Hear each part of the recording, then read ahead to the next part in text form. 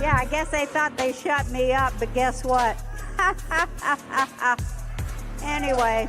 I think that's the worst part. It's like, I thought I was going to be with this fucking guy for life. I gave him so much head just to get it out of the way, you know. I just like, count to 300, it's done. I'm like tallying up for life. And then we fucking break up.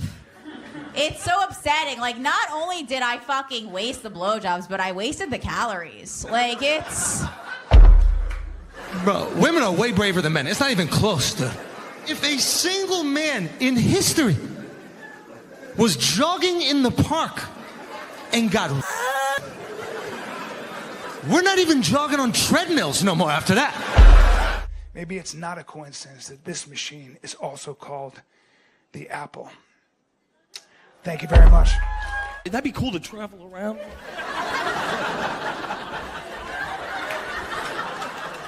Coil up in a little ball. It's Dunham. Now, when you look at it, it says Dunham, just Dunham. Ham. You're the other white meat. It's not on your LinkedIn or Instagram bio. Like 24, Libra, also can create life. Slay queen, yes. No, that's not on your Insta bio. It's hard to date white women, though. Because, like, you can't really, like...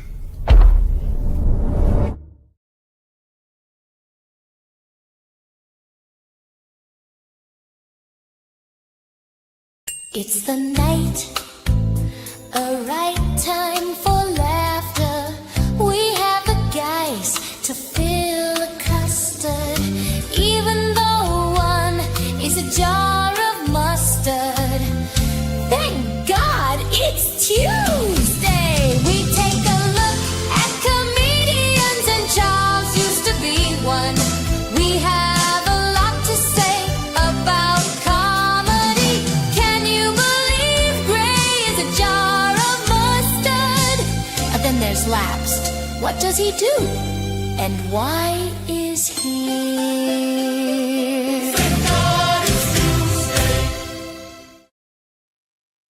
That's right. It's Tuesday. Welcome to TGIT, the show about stand-up comedy and the art of the joke. I'm Gray Poupée, a comedy superfan who cares deeply about punchlines and probably thinks about stand-up more than is healthy. Before we start, just a quick reminder, like, subscribe, enable notifications. Episodes drop every Tuesday, not Monday, not whenever we get around to it, Tuesday. Good. Now we can begin. The man in the box to my right is Charles. That is YouTube at Willis Greedia.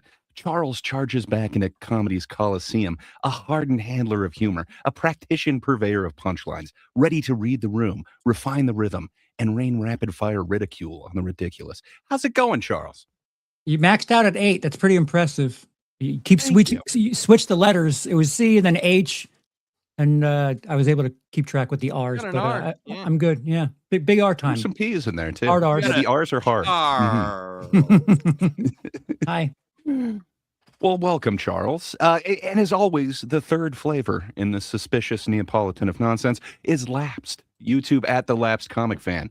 Lapsed is a bar circuit brawler of bits, boldly broadcasting brash banter before baffled barflies, yet becoming his bravado. It belies brittleness beneath his Bermuda shorts. How's it going, Lapsed? My Bermuda shorts and myself, thank you for that amazing intro, sir. 16. Impressive. Yeah. Thank you. But yeah, how's your week going, guys? You take in any comedy this last week? My dog ate my homework again. I've been doing more of a online addiction. Nothing for me this week. I did.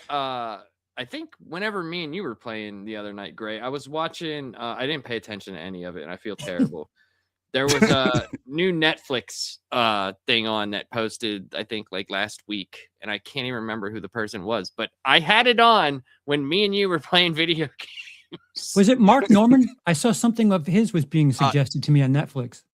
I believe No. Norman's is out today. Let me double check that. I have okay. not had a chance to check it out, but I believe today was when it came out. Yeah, None Too Pleased on Netflix. It just came out today. So Okay. I want to be enjoying comedy after this. Comedy.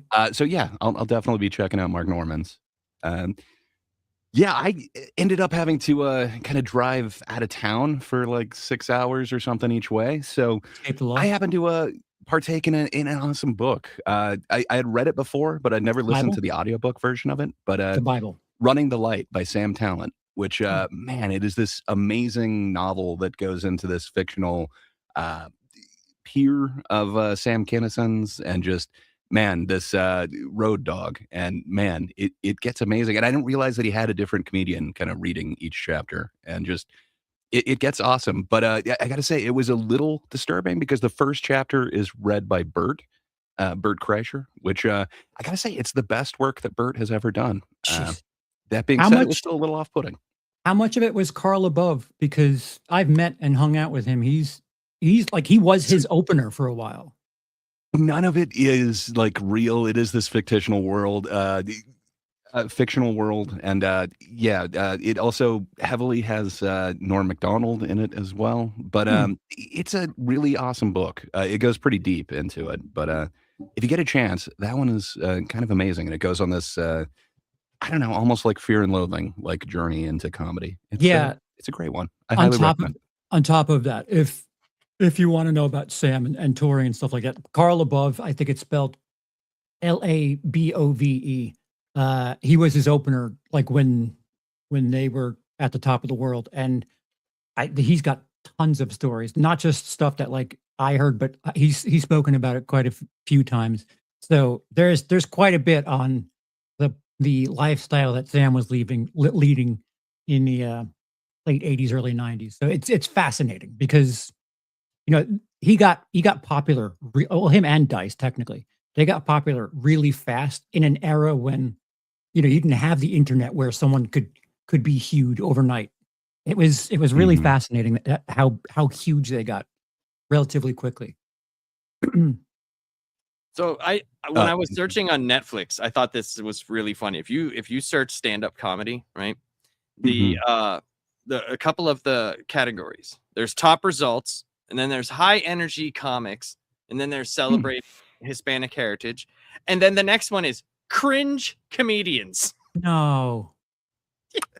It is a show.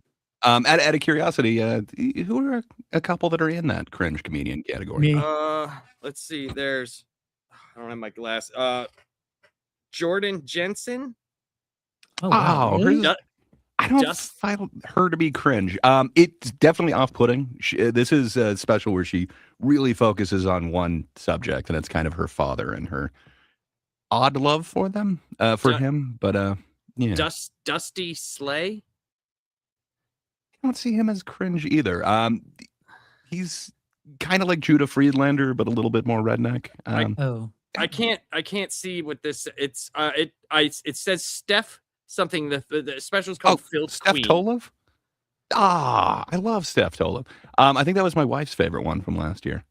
And then there's Fern Brady, Pete Davidson, Bo Durham, Bo Burnham. Bo Dunham. Bo Burnham. Yeah, BURNHAM. That's the one. And then May Martin and a couple of other people. I need a Dimitri definition Martin's on there. of cringe because I don't know if I understand what that word means at this point. You know what, man? It's like every other word that loses meaning. You know what I mean? Like, yeah, you know how that happens. It's like, who's defining it? You know what I mean? Right. Especially in such a subjective thing that we all know this is all subjective. Yeah, it is subjective, but you know what's not subjective? Science. What can I say? Maybe we should get rid of the subjectivity and just leave it up to science to find out your guys' comedy preferences, just to keep everyone honest. I think you found out as well. Apparently, Charles is a doctor when he's not here. Oh yeah, I saw him. He dabbles. One surgical glove, mind you. I lost the other one. He only needs the one. We He's won't like say Michael Jackson. Well, lapsed, sir. Yes, we have some scientific blind rankings where all I'm going to need you to do is just without knowing what's coming next, just rank your favorite comedians, 1 through 5. All right, man. Carrot Top. 4. 4. Okay. Michelle Wolf. 5. 5. Okay. William Montgomery. Oh, These are all Carrot Tops. No. they're all What are you talking gingers. about? He was the first one. No, I know. I'm just talking about the hair color. I'll give him 3. I give you stuff about shit about William Montgomery, but there is some funny.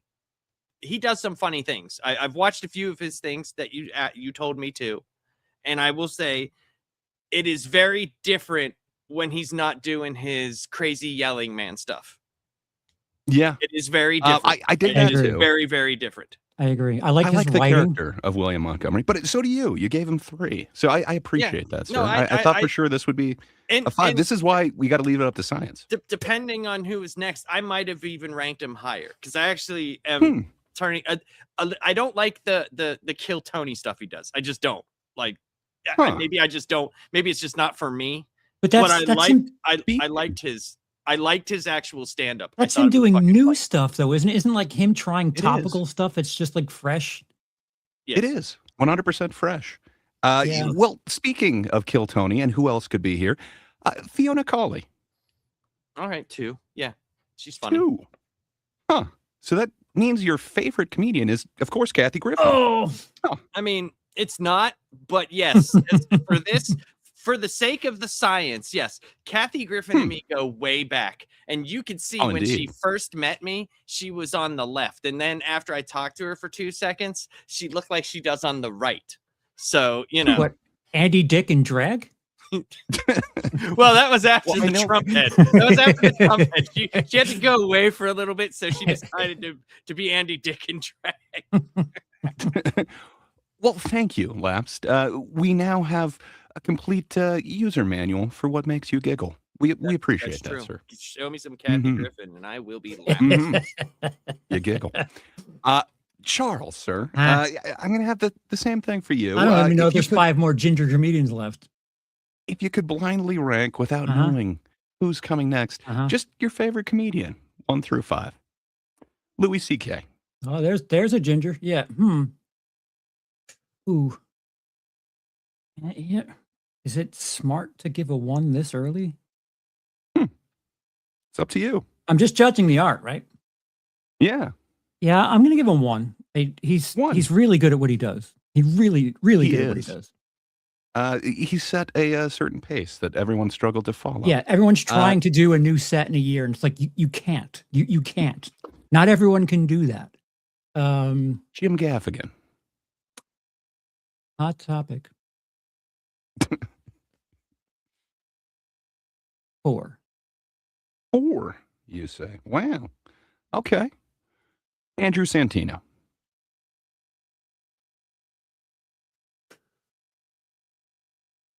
3. 3. This is gonna hurt. Got 2 and 5 left. This is gonna hurt. Dennis Leary. 2. 2. Wow. Which that means means scientifically, Bill Burr. Oh, is the no, I don't failed. know how you could do that. Wow. Oh. I have to protest that you gave me like 1.5 funny people. I would have put not William according to Montgomery. I science. would have put William Montgomery as number 1 on that list. I would have. I really would have. And you like right from the first comedian you gave Charles was literally funnier than all of the mechanized Voltron that were made up of my picks. I don't see it that way, but it's scientific here. Just scientific. Thank you, Charles. Is that Boston? A detailed map of your laugh landscape. Thank you. Were those Boston comics? Some of them were Boston. Louis C.K.'s New York. All of them Irish. had a little bit of ginger there, Irish. whether from the bottle or not. Jim Gaffigan's a little strawberry blonde, but fair enough. He had a red beard. If you're going to be scientific, then be scientific. I mean, it counts. I mean, you're arguing with a doctor here, so Mhm. I don't. That's true. It's hard. It's hard arguments. Well, that was fantastic. That was a good one. That was a good one. I think that limbered us up a little bit. What do you say? We've got a big show. We got a lot to get to. Should we just jump right into the bucket polls? We should. Oh boy. Okay. I'm excited. We got a little song about that. Next name called, same damn hope, same short walk, same tight throat. I know it's rough, I know it's cruel, but I keep watching the bucket pull. Is it bad that I like kind of jam out to clanker music? Is that bad? I was doing it. I got to get ready for this, so just hold on. Okay. Whatever you need. Here we go. Okay. No. Okay. I appreciate it. So you seem more in your natural habitat. So to re-clarify the rules, there's four possible gifts: notebook, small book, medium book, large book. We're judging the material. We're not. Is this one of those that has the odd, the mini small? That's a medium. Okay, no, just normal. There's no 1/8 or anything. It's just okay. No small, medium, large. And if I do get a time where a golden ticket's given, I'll throw that in there too. But we're judging based on those. And Even though we do understand that Tony is not basing just off of that minute, there is an interview involved. We're just saying what we would have given, and if there was justice out here, I got you. Right. Rules. We are not showing the interview, but we can judge based on what Tony is doing. Well, let's look at the first poll. Anything can happen. Make some noise for your first bucket poll. Rock Turner, everybody. Here we go. Rock Turner. Hey, who knows how big their dad's dick is? Right? We should know that kind of information for the ones of us that do. This shit's fucking crazy. My dad hated wearing clothes. And like, my dad, I know how big my dad's dick is. It's seared in my brain. It's right there right now. Hey, I see you. Unfortunately, he was a nudist because he had a big dick. My dad's dick was so big, it had abs. It had a Netflix account, paid its own bills. It was the only one of us that he was proud of. It's better than mom, though.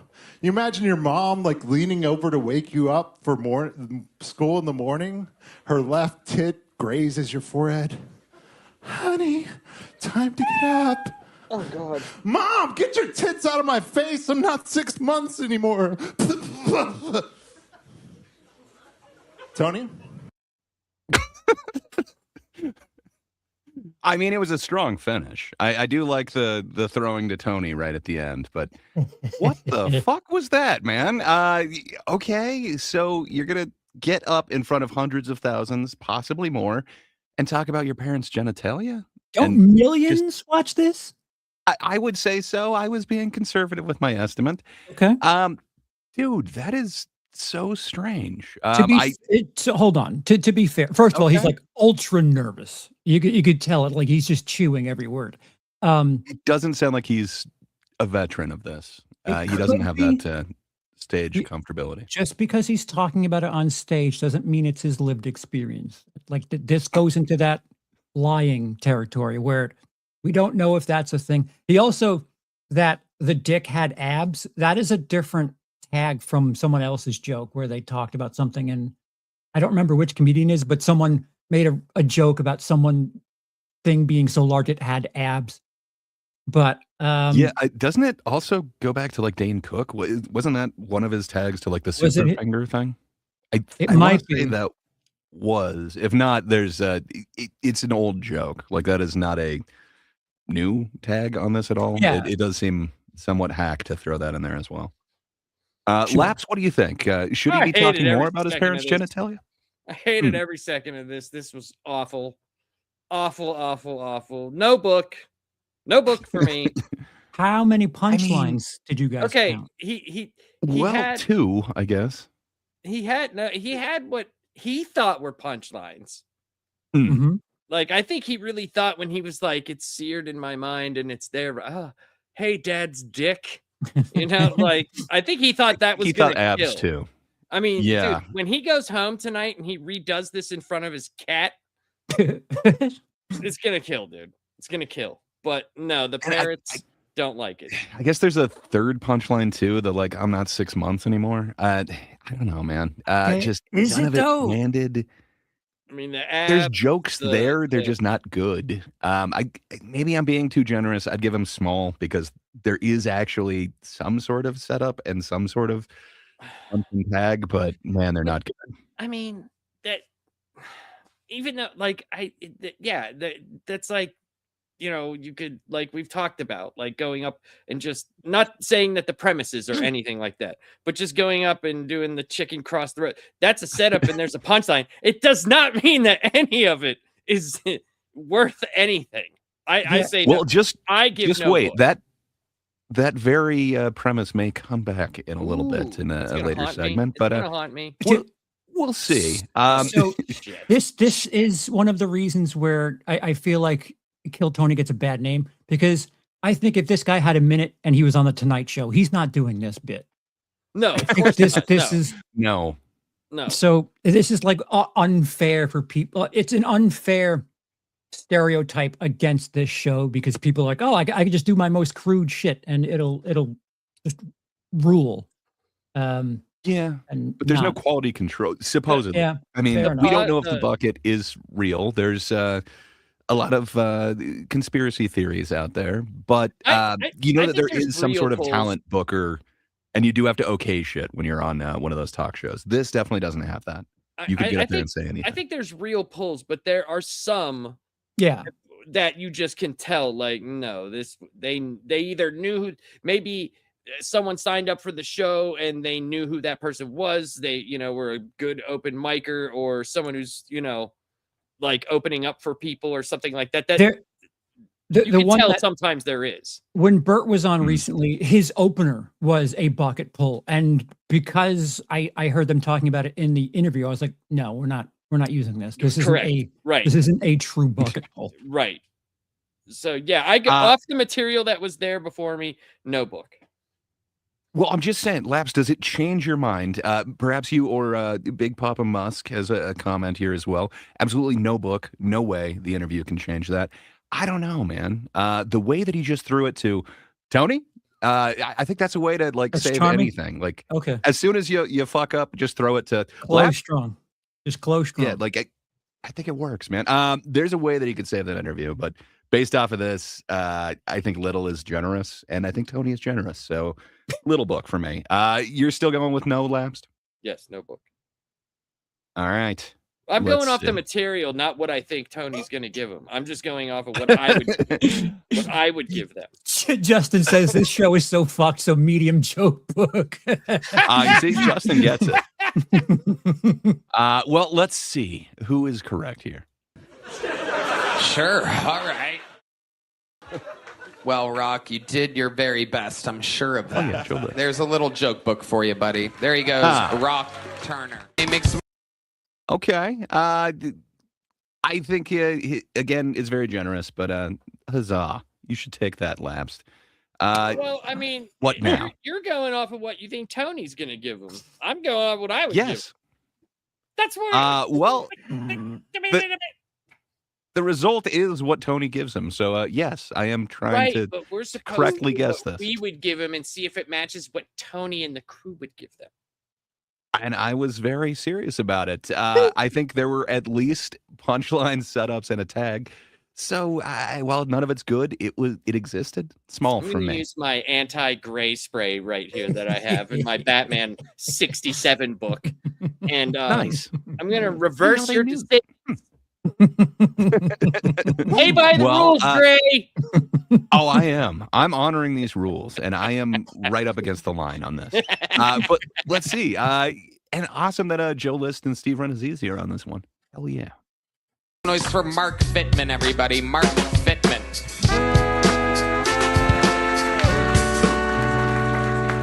How you doing, everyone? Nice to be here. It's coming up on Oscar season, and I used to be into it a lot more. Last year, I saw the Best Picture, Nora, and the first 20 minutes of that movie is all sex, and after that, I kind of lost the plot and just zipped up and left the theater.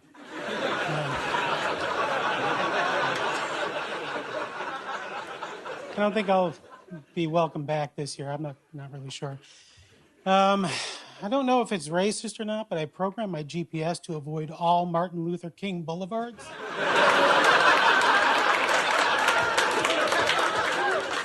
Just figure I'll bypass that. I do think racism is getting a little bit better as I get older. It seems a lot better. I mean, I'm getting really good at it. I come from a house, my grandfather had a cat that was named the N-word. And, let's just end it there. Oh, no. Mark, you're the It won't pause. Okay, it paused, but don't look at his hands. That was weird, man. I had to hit it like 4 times and it wouldn't pause. Okay, good times. He had some funny stuff there. I think he did too. He got a chortle from me on that first one. So I left the theater. Well, zipped up and left the theater. That I would have I found funny. I kind of dug the Martin Luther King misdirection. But yeah, I think if it's just based off of name recognition, he's answered his own question. I don't know, man. I think he knew the audience and he felt comfortable on the stage. Oh yeah. Yeah. Well, I don't know if he this has would be that large. Sweater. He feels comfortable everywhere. He Fair jerks enough. off He was his just taking his time, man, and he knew what would actually hit, and he gave it time. So I don't know. I'm torn between a medium and a large for this because it's actual material and it got some actual laughs.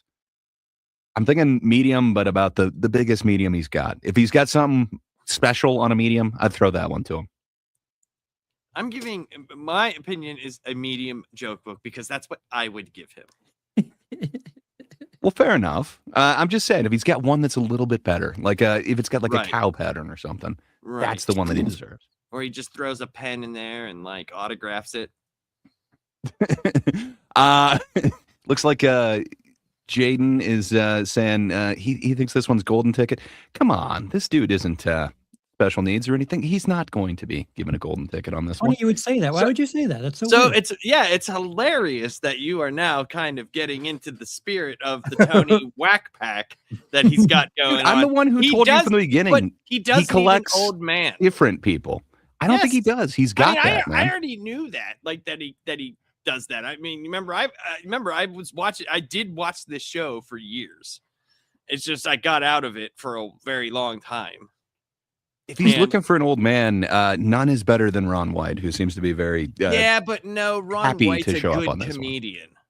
There's a different I'm talking about like his Whack Pack, like his Beetlejuice and his Stuttering John, and that like he needs an old man in there. But this guy's a little bit too normal for this guy's fine. That. The opening joke. I would have written something like that. Yeah, it was all right. Yeah, on the road, I wouldn't mind having a weekend with this guy because it'd probably be chill. It's pretty safe. Yeah, or like-minded. I wouldn't be miserable, having to MC for him or some shit.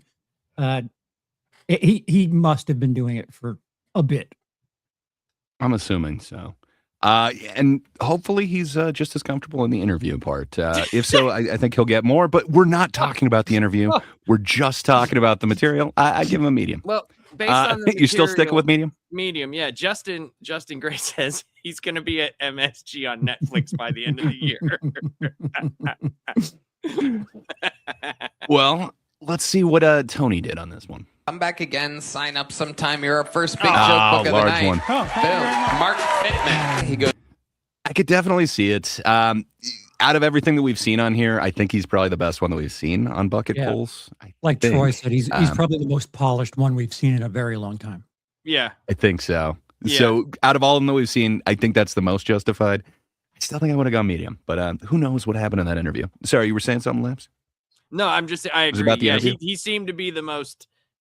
He was the most polished and non-annoying person that we've Hmm. seen in a while. Hmm.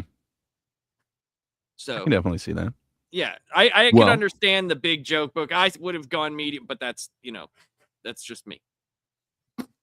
Yeah. Well, surely we can't have two good ones in a row, right? Life's not that good. That's right. Don't call me let's sure. see. This is by the name of Saul Wilson. We're going to meet Saul together. Saul. One more time for Saul Wilson, everybody. How's it going? You know, the modern world is different. Brownie points used to mean one thing, but now it means a higher chance of anal. And if you remember, there's a pilot shortage. I'm not sure if it's still going on, but begs the question, did anyone ask the band 21 Pilots for help? I know their sound. It's not that complex. I bet they could have spared like 16 or like 17 pilots. I find it strange that we name storms after people. Like, is that like all like ex-girlfriends of ex-boyfriends? You know, just like a meteorologist looking forward to a hurricane. It's like, yeah, like you like my brother more, Katrina. Let's see if there's a hurricane coming. Yeah. But then I realized we even name. And then I realized we even name diseases after people, like leukemia, named after some black lady somewhere. There you go, right there. That sums up what people think they can do on this show. Right there. I don't think that's it for him. Oh, okay. Oh, that's not it. My bad. Okay. I will keep my finger on the trigger, but yeah, just wow. All right. I'm a liar. Sorry. Dude, he could be in the whack pack. He could definitely do the taxes for the whack pack. He's gonna do all their I-9 forms. So I've seen this guy on the show before. He looks a lot like Scott Aukerman, who is a hilarious dude, Comedy Bang Bang. But yeah, he is nowhere in the same ballpark. Just I remember his face, but dude, man, that is the worst I have seen him just eat it. Like, oh my God, that was You've seen horrible. him more than once before? I want to say like one or two times other than this. Dude, I don't think this is his. This has first time ever energy. I'm telling you, he's first not. time holding a microphone energy. Right. Oh yes, that's right, Jaden Hot Saucerman. Yeah, no, I don't think this is his first time. I think he's been doing it a while. He was comfortable in that thing. When you talked about that Netflix category of cringe comedy, this is cringe comedy to me. Like, yeah, I'll say. it was painful watching him. Like, I couldn't help but grimace. And there's just, you hear a lot of, I think, Charles, you even have seen this before, and you couldn't help but kind of do that as well. The like, Dude, that's the cringe fucking comedy. Like, 16, I don't know who 17 would like this. Pilots tag. Just Oh, God, that Well, was he so doubled bad. down on it, though. It's like, okay, so when you don't get the laugh from 21 Pilots, you're going to double down and be like, they could spare 17. I don't know, man. It's just so many bad choices here. Yeah, I'm going no book whatsoever. I'm assuming he got one in the past. Just tell him, hell no. Use no it. book for any of the material that I saw. I would give him no book. it's depressing that he's been on more than once. Like this is I'll I try was it energy. Saying Boo earns on moment. Justin. I know I've seen him at least once. Maybe it's not multiple times. It just kind of stuck with me where it's it's like Hot Saucerman, but not funny. Yeah. But let's see what Tony thought. Okay, Saul, you're gone. Get out of here. Go. Goodbye, Saul. Thank you so much. There he goes. Like I was saying when Mark Fitmoon was up here, sometimes you get someone a little younger, doesn't quite get the interview process of the show, doesn't have a wealth of life experience to draw from. Wait. So I know that we're not focusing on the interview, but somehow the interview was worse. That's what I got out of what he was just saying there. Yeah. Huh. I'd kind of like to see that interview now. It's awful. I'm just saying. It's awful. Huh. Like Okay. Tony's asking him questions for things like just to get a story about him. And he's like, so how long you worked here? Not long enough. How long you been doing this? Not long enough. Someday. Like he's just not doing interviewing at all. It is bad. Yeah, the interview would have got no book either. Ooh. Yeah. Well, they can't all be polar opposites. We had the big book, we got no book. I predict there will be a book involved in this next one. Let's see. Coming up. I think so. Answers every question with not enough. Great energy, though. Unbelievable. Next bucket poll goes by the name of Ty Marion, everybody. Here comes Ty Marion. Oh, winner! Here we go. Ty Marion. Actually, since my accident, my dating life has sucked. But last summer before it happened, man, I was fucking killing it. Like I was dating one girl who told me she wanted me to talk more during sex. So I did. And then she got mad and broke up with me. And I was like I kind of think this is your fault because when you told me you wanted me to talk more during sex, you should have specified that it was to you and not on the phone. But you called my dad. I'm like, yeah, because we're like cool, and I feel like you should have known that, especially since your dad and I graduated together.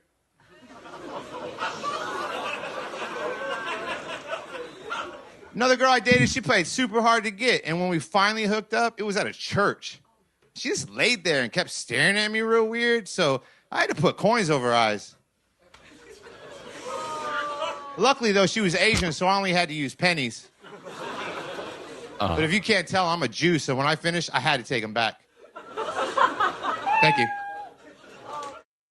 No, it's doing the same thing again. Dude, this really sucks. Lapsed. I don't know if it's just for me that it's taking like 4 clicks on this to make anything happen. Would you want to take over clicking the thing? Because clearly it's not working for me. A notebook. He must have killed it in that interview, man. That's all I can say. Every one of those was like really hack. I thought there was going to be something interesting. He came out with the walker. Like that seems awesome. I think it seems like that would be very welcomed on this show from his repeat guests. I think I've seen this dude on there before too, but I don't know. He definitely didn't have a walker or anything like that. So I don't know if it's from way back when or if I'm just thinking he looks like somebody else. But so to stick in the theme of March, this feels like shorthand kill Tony hack shit. Everything he did was just like, oh yeah, this will 100%. Yeah. Necrophilia, then he's going to hit the racism, then he's going to hit the Jewish, anti-Jewish thing. There's just nothing but stereotypes. Yeah. I don't know, man. I guess I was hoping for something better from this guy. He should have went with Cucamonga. I mean, again, there were jokes, there were punchlines. I don't think any of them were good. No. So I would have given him a small one. I don't think this is a no book for me, but it's not good. I would want him to improve. So yeah, I'd go small on this. I'm thinking he killed it during the interview because how is that big joke book worthy? It's fucking Kill Tony 101. That's why. He's got a broken leg. Sorry, go ahead. I would have said no book just because there were jokes there, but like it's like, dude, like nothing you said was anything we haven't heard a bazillion times. And like I was talking to your dad, like, oh, we get it, you're banging a 15-year-old or whatever. Like, no, but there's a twist, man. It turns out the they parents went to knew each school other, together. so it's extra weird. That's what I'm saying. Like, we get it. Creepy. Like, yeah, we graduated together. He just uses misdirect punchlines, but none of them are really like fresh. Direct punchlines would have been better. Did you expect it? Did you expect that he graduated? Yes. I didn't. No. Oh, very good. Very good. That's a good misdirect there. Oh, thank you. Yeah, I don't know. No, man. I would have never. I think I'd go small on this, but yeah, no book for me. So fair you, enough. Ty Marion. There you go, my Thank you, friend. A fun interview. Ty Marion. See? The interview Angel, counts. everybody. One word name, Angel. One word, Angel. Oh, God. little steps he was taking. Hi there, folks. My name's Angel. People on the street approach me and they call me autistic. I don't think it's very nice. 90% of the people I meet think I'm autistic. The other 10% just don't talk to me. I'm very scared to be here tonight, but I'm very proud to be Latino. How many of you here in the audience is it's fucking Texas? Let me hear it.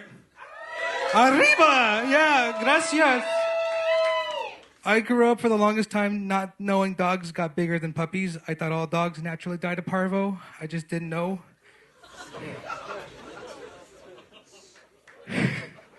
I grew up with the Latino stepdad, and he was great until, occasionally we would just drop the N-bomb at Walmart, like out of nowhere. Like, what's going on, I'm like, you can't be saying that in this Walmart specifically. Where'd you fucking learn that word, Dad? He goes, at work. Well, you shouldn't be using it. Unless we're at Home Depot, when we got people behind our back, we got the wetbacks helping us out in case of a race riot, right? Oh, God. I hate this guy. I'm bad at dating, guys. Thank God. Let's fucking... All right. Dead Pause it puppies, though. early. You weren't expecting he was going to talk about parvo? Come on. That's the only one that had any sort of pop at all to me. While I dislike that one, it was not a twist I was anticipating. Everything else seemed very, very hack to me. I didn't like him. It's not very good. Yeah, I mean, he had the maths joke. He's going percentages. Yeah, I don't know. I don't get it. I guess I'm going small book on this. Again, if I'm going the same standard, I see some jokes and there are punchlines. They're just not great. So this definitely ain't medium for me. So I got to go small. I'll say this. At least he had one joke that had a punchline that was at least something. I'm not saying it was good. But it was better than the people that had no book. But if it were me, I would be like, you need to stop. So you need to go home and stop. Dude, when he did the whole like the race war and go to Home Depot, it's like, yeah, it's not an established bit. If it's something, it needs time in the oven because it's an idea. It's not a joke yet. yeah, no, yeah. I give it no book. No book. I'm going small on this one, but all right, well, let's find out. I can't see him going nothing on this. The dude's autistic. He's gonna get something out of this. Well, I'm going off of what I would give it. That's what we're supposed to do. So yeah, I am too. I gave my reasons. There were jokes. They weren't good. He gets a book. Gets over with. Angel. Jesus Christ, man. He's in parvo and your stepdad, but the interview was unbelievable. There's a big joke, but go shove it up your ass. Shove it up your ass, Angel. Okay, so he happened to mention the parvo thing and the dad the race war wasn't great. So, all right, he did mention the interview was amazing though. Seems a bit unfair. Definitely doesn't seem like a large book thing to me, but I don't know. It didn't seem like a medium book thing. That interview though, Maybe I have no clue. maybe give him a small book, if not to train him how to write jokes and not tell things that are ideas on stage. But like that is open micer, yeah, like, big time. When I like I said, I give the guy no book. I would tell him to quit. Go home. Depending on how long he's been doing it, I don't know. It feels to me like he's been on stage less than 10 times. Probably. Yeah, I have no clue. He was kind of comfortable. He was taking like little steps to get out there. I don't know. He looked less nervous than some of the other guys that we saw tonight. But I could not tell you how long he's been doing it. Some people could have some chemical strengtheners. People are different with standing in front of a crowd. Like Laps would be fine because he just doesn't give a shit. So crazy. A lack of fear and a lack of experience are kind of different. Yeah. Yeah, because like I know whenever I did my first public speaking, like I said, I was super nervous beforehand, right? Mhm. But like knowing it's you're going to be gone there longer than a minute, you know, maybe the minute thing like does fuck with you, because it's like Yeah. you have to, I can see if you're not making anybody laugh in like that first joke, like sometimes you're in your brain, where do you go from there? Yeah. Do you just continue doing what you're doing, or does it throw you off? You know, there's people that might just totally screw them up and they don't know what to do after that. Because there was a couple of times I said a few things where I was like, ooh, did I say that right in my head? I was like, did I mess up what I was supposed to say? And I didn't want to like look down or look at, you know, like not have the attention of who I was speaking to. So yeah, but that though, like it just sucks. Like we've talked about, that it's a comedy show where it's really not based on the comedy. And that's hard, man. Mhm. That's a hard pill to sell, you know? Mhm. That's Well, rough. You know what is based on comedy? I do. It's our next bit. Hey, Laps, I think you got a little something for this, don't you? Yeah, so we've been going through March Hackness, man. I mean, it's been pretty crazy. And we got all the votes been in, right? Everything's tallied. We are in the Elite 8. As you saw from the intro video, we know who's been eliminated, but now we're going to see what the next matchups are for the next round. And we're going to do these at random. So let's put our hands together for this next selection. So here we go. We're going to have it pulled from card packs. So I hope you like it. And here we go.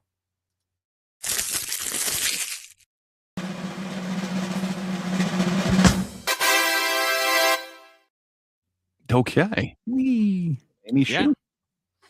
Huh. Amy Schumer.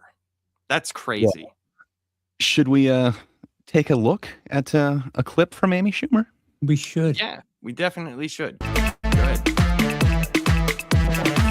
I've been on the road like for years, but people had no idea who I was, so they would see a picture of me and they'd be like, "Oh, she looks sweet. She kind of looks like Amish, you know, like kind of Cabbage Patchy up top, right? We should bring the family. I bet she talks about like shopping," and then they get here and I'm like, "My pussy."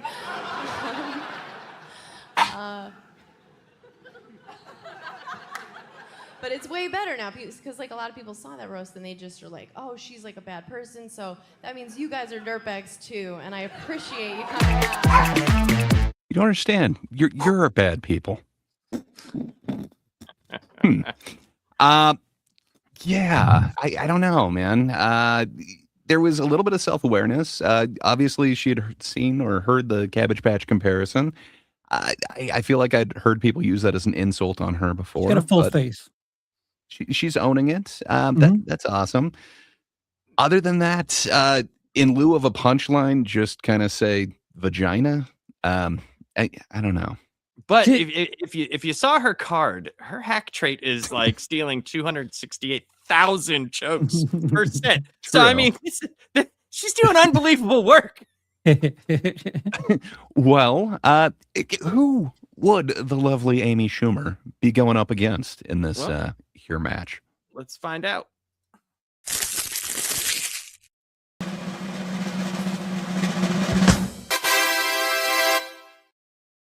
Oh. Huh. Whitney Cummings, you say? Huh. Well, I happen to have a clip from Whitney as well. The whole point of doing this was to explore the idea of, can robots replace us, right? And I have a lot of girlfriends who I don't think would find a problem with that. All my girlfriends, they're expected to have full-time jobs and do work at home. Every woman that I know says, "I need a double, I need a clone." Look no further. I would love for her to replace me. I would love for her to get good at stand-up and tour all over the country so I can stay home and drink rosé all day. So let's see if she can replace me. Let's see if Bear Claw here can make you guys laugh. All right, Bear Claw, tell us a joke. Why did the robot cross the road? To kill all the humans. Ha ha ha ha ha ha ha. The whole You don't understand. It was a cross the road joke.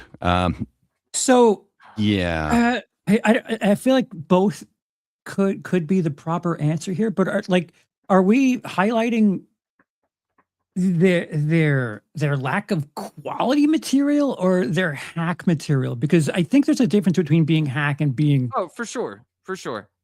There is. I For think sure. I think just, having clips that you can go through, I mean, it would be hard to find. You know what I mean? Like, we'd have to actually watch Amy Schumer. And does anybody really want to do that? I did. I watched too much of each of them, and I thought both of these were an example of hack jokes specifically. So for Amy, she's not actually giving you like any sort of POV or anything like that. Instead, she's just like, and then I say vagina. Like, I don't know. That to me is just hack. Instead of actually having a joke, your punchline is that you talk about vagina. I don't know, man. To me, that's more of that's relying on the everyone knows this type of thing instead of any sort of actual joke. And that to me is hack. Then when you get the robot, why did the robot cross the road? Like that to me is hack. And then there was no joke up until then, except for we're going to be replaced. And, I would love to just sit there sipping rosé. That's not exactly a joke. Like there was nothing funny in that 1 minute thing until we get to a hack joke. Well, I don't think this is the hackiest or worst thing that they've done. I think it's a pretty good example of their hackiness. What do you guys think? But Charles, think- you haven't weighed in. You're the professional. I like that their ages have changed. It's interesting that they've either gotten older or younger in the segment. Yeah, I'm of the mentality that again, I if someone were to call me hack, it's not untrue. I think hack is something that's safe, something that will work and doesn't really it's not really special to any one person. Like if anyone can do that joke, it's not really something that you're doing. I would say it's hack if anyone can do the same thing and get the same response. Amy Schumer's face is the joke. I guess there's something of people really thought she was Amish. Like I don't understand. Nobody thought she was Amish. It's weird. It's a weird. I don't know. Connection. Like what is funny about it though? I don't understand why is a Cabbage Patch face also Amish? Is it funny because she talks about her pussy? Like I just don't get it. I think that's the Not hacky sure. part. I think that's the hacky part because like the hacky part with we've talked about this before. It's like and I think Charles you can attest because we actually had a test on another human being that is outside of this this show. We were playing some games and I said if you were there, you were right there. And we were talking about a comedian. And we were talking about a female comedian, and we were like, yeah, she started, what I asked him, I was like, what would you think a female comedian would talk about? And you were right there. And what did he say? Blowjobs. Blowjobs are whoring or something. Blowjobs, being a whore, and their pussy. Right. That's what he said. Yeah. I think if you're going to joke about being a woman as a woman, like you're not really doing work. If you're going to joke about cats are different than dogs, like it, yeah, okay. What do you have for it? And go on, Laps. I won't give my vote just yet, but yeah, surprising. If it's just interesting that that's what we would think that they would do, and they did it. Right. And right. There's so many other female comedians that are so much better that Right. talk about actual stuff. Like when we saw the other week when Gray had the compilation, there was the one lady that was talking about living upstairs in her mom's house and her mom's friend coming over. That was fucking hilarious. Jessica Curson, yeah. Yeah, that was hilarious. Like that's like an actual thing that people can relate to, and it's funny. Yeah. It's funny. Jessica did not qualify for March Hackness, unfortunately. So, No, Not not at at all. all. Not even close. So No, yeah. not a nomination in So, like, sight, which deserved. You have stuff like that where it's like you don't always have to go to this, and that's where the safe part comes in, like you were saying. that might be something that's safe for the female certain female comedians to always talk about. Yeah. So because it's not hack yet, it's getting there. The bringing your own robot on stage that will do things for you. I'm sure, like using AI shit, present company included, will be quite heavily used in the future. But because she was kind of one of the first to do it, it's not hack yet. Is it a prop? Is Yeah, it just but- another? I mean, is it but just Jeff another Dunham Muppet? used a prop, right? Is it just So- another Muppet, like a virtual Sure, Muppet? sure. But Supposedly, she and- got a real robotics company to make it for her. She's used it in a few things. Must be nice. Still, I see the Dunham comparison. Sorry, Charles, didn't mean to interrupt you. It must be nice. But Amy Schumer is like known for using other people's material, and 100%. I would call that the epitome of being hacked, where you can't even have a story about yourself. You have to use other people's stories that they've used and kind of, I don't know, adopt it to be your own material. That to me is the ultimate in being a hack. So it's Amy Schumer to go on as far as I'm concerned. Yeah, that's my vote. Is Amy Schumer for sure. Well, it looks like audience is also going with it. We got He's the number one Troy seed. saying Schumer takes it. We got Nightmares and Nerdscape saying, I agree, Schumer definitely hackier. Also want to point out that Nightmares and Nerdscapes had this amazing pun. If she's Amish, she's still on Dumbspringer. I love it. But yeah, I gotta agree with you guys. I know I like Whitney more than both of you do. I liked what she was able to do with the roast. What was that, CNN, like 2 years ago or whatever? I understand you guys didn't like it that much. To me, I was not expecting it. It was a breath of fresh air. I've seen Whitney be very funny. I have yet to feel that Amy Schumer has lived up to those roast performances where she definitely had other writers working for her. Yeah, I wanted to like Inside Amy Schumer, that show. There's a lot of comedians that I really like that were writing for, like Kurt Metzger and a whole bunch of other ones. But man, it just, when you see the comparison side by side with all these different bits that were stolen from like internet comedians, what she did do that is original, it comes off very hack to me. And then a lot of the other stuff that is actually somewhat funny is a lesser version of a stolen joke.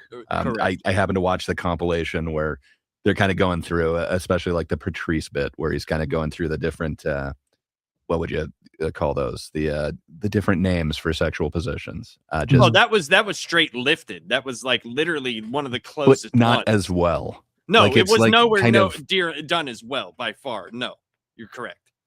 Yeah, and if we're talking about like quality of material, I don't hate Whitney Cummings's material. I just don't like the shit she does on the internet. Like I don't like her as a social media presence. Her stand up is fine. She's kind of a quality act if I can be honest, but it's her internet presence where it's like ew. Her internet presence and like when she's on like the internet podcast, it's like you don't have to do. You do have quality stuff. Don't do that. Don't be that. Yeah, why don't were you need- the you don't- first guest on the Hawk Tua podcast? Like, Right. You don't need to be on there. You know why. You got to get in while those 15 minutes are fresh. 14 minutes and 48 seconds at that point.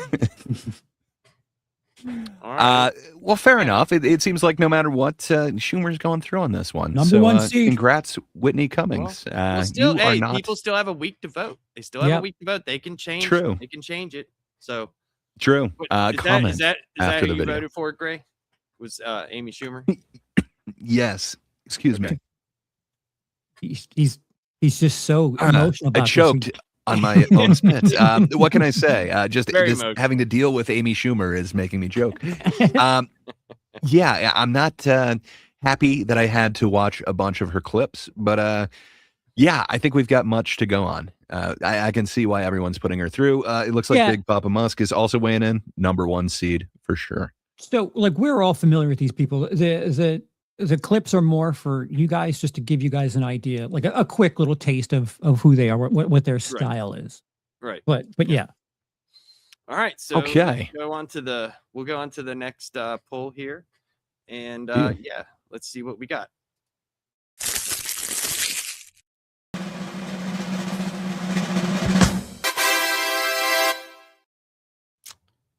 Bert. If you're drinking, this is perfect. Right when the cop comes up to your car, you know how they do that, like, cool guy. Do you know why I pulled you over? Don't guess. Weed? I don't know. My buddy's got a bag of heroin in his ass. No, let him look! Let him look! You're only gaming it hard. This is... Wow, I guess no one knows the rules in here. Right when he comes up to your car, okay, excuse me. Do you know why I pulled you over? In the middle of that sentence, all right? Now, this is a pimp move. Don't half-ass this like a Canadian. This is an American pimp move. This is what you do, right in the middle. Excuse me, sir. Do you know why I pulled you over? When you hear the over, do you know why I pulled you over? I want you to make your move. Cold, stone, right straight ahead. When you hear the over, take your finger, put it to his lips, and go, shh. Shh. And hold it there. Let him know that this is your night. You know what you're doing. So I chose that one for a reason. We've previously talked about it was Steve. Now I'm forgetting his name. Was accused of stealing Dane Cook's essence, if you will. Huh. That is about the Dane Cookest essence I've ever seen. Like, it was not funny, but the act outs that he's doing, the over exaggerated, like over. Oh, 100%. Just man, but that's Bert before he took off his shirt. You know, he didn't have that gimmick going for him at the time. Did he really start in '97? Mm-hmm. I believe so. He's been doing it for a long ass time. He's If doing you it remember, longer than he I am. is the basis for Van Wilder. He was doing some college gigs there, and Rolling Stone wrote him up. So that's when he kind of started doing like tours. Yeah, but he kind of had an easy let in. It wasn't just he was going to comedy clubs and starting from the bottom. Right. The Rolling Stone thing happened, and then he was covered in Sports Illustrated, and they had him do this is before his first TV show, because he was on TV like doing stuff way earlier than I thought. Oh yeah. Like Bert does this or whatever. It was on like the Spike or whatever that was. And But then there was Hurt Bert after that. Hurt Bert. He did a lot of travel he shows. did a few talking shows where they talked about his Van Wilder college experience, and that was set up by I believe Sports Illustrated. I could be wrong. I could be wrong. So I know don't quote Rolling me on that. Stone was the original one. Rolling that did Stone was that, the original but, one who covered him. Yes, that Mhm. did the story that led to the movie. Right. Yeah. So Jesus. All right. Well, but yeah, he's a strong candidate for me. He's very strong. But this is prior to the two things that he's known for now: the one story and popping the top off. So we had neither of them there. Did that seem less hack? No, as a matter of fact, it was like he's always been that. So like he just got his own gimmick that turned it into hack. Yeah, it seems like he was doing Dane Cook Yeah. light at that point. Yeah. And then he became Bert, right? Mhm. He became Bert, but then the no shirt became the hack, the comfortable thing that he always Yeah. does all the Yeah. time. And most of the time he ends his shows with the machine story.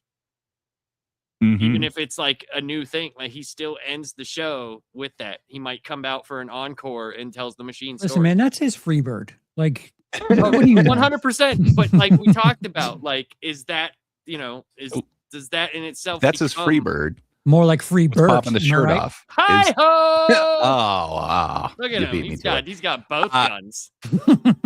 Okay. Well, who is Bert going up against in this right, lovely let's- bracket we got going? Let's get the next pull here.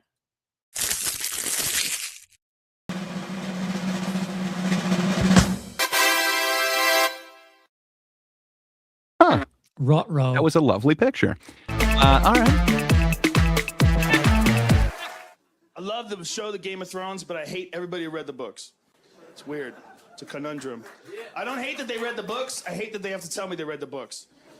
You know, there's one of those things that people do where they tell you they read the book just to let you know that they read.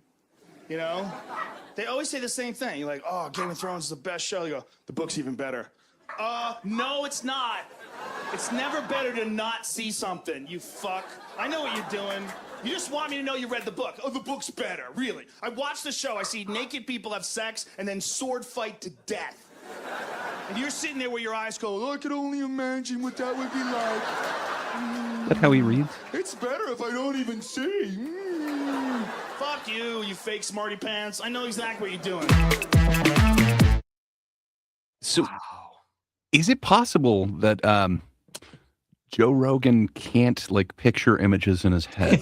Like, would it It's be very an possible. aphantasia thing?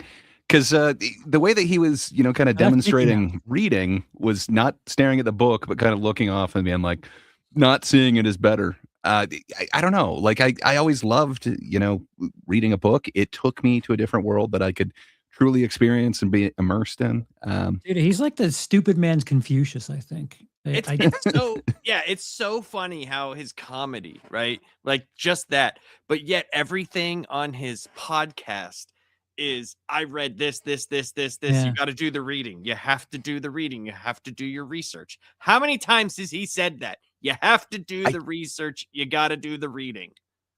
I think he hates fiction, though. If I remember right, he's 100%, always kind of talked shit on fiction. He really likes some of the like historical nonfiction type deals, but yeah, I don't know. Yeah, but dude, I've always enjoyed fiction to just be whisked away to a sometimes a better world. And I never said to people like if they talked about Game of Thrones, which I did read the Song of Ice and Fire, which I thought was a lot. I enjoyed the show tremendously until it started sucking, you know, like yeah. But I still enjoyed the books a lot. Like you watched the Wheel of Time show, which was just awful. It was just so bad comparatively to what the books offered. Are you kidding The me? books are amazing. Yeah, that's such a travesty.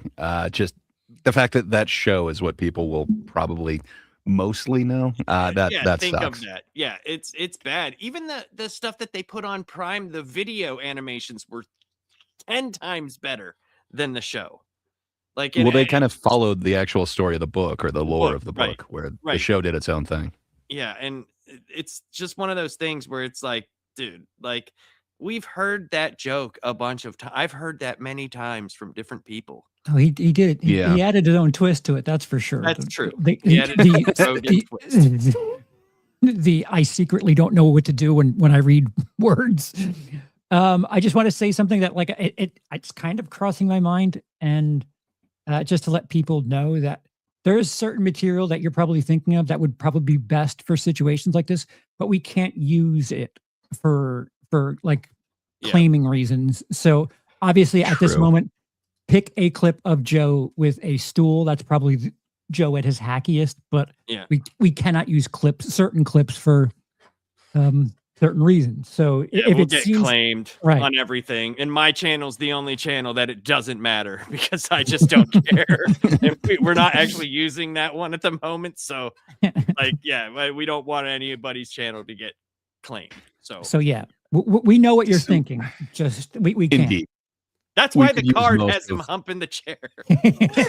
Well, we could use most to burn the boats, or really a good portion of Bert's specials as well on Netflix. But sadly, it will not let us pull any of that material. It instantly gets flagged. Netflix is really good about discovering their own material.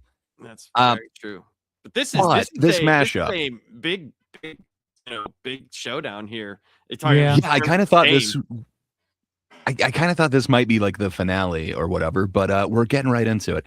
This is, I think, the toughest out of who we have here. This pairing to me, I kind of thought this was going to be in the finals, but randomness. It's here now. Yeah, I don't know, man. I've got feelings both ways on this. I think Rogan is known as the silver hack for a reason. There's a lot of stuff that goes over his head, and then he's just got a certain style of humor. But man, Bert, he's got two things. He's got popping the top off, and then he's got the machine story. And he made a movie about one and a TV show about the other. I don't know what else he can do here.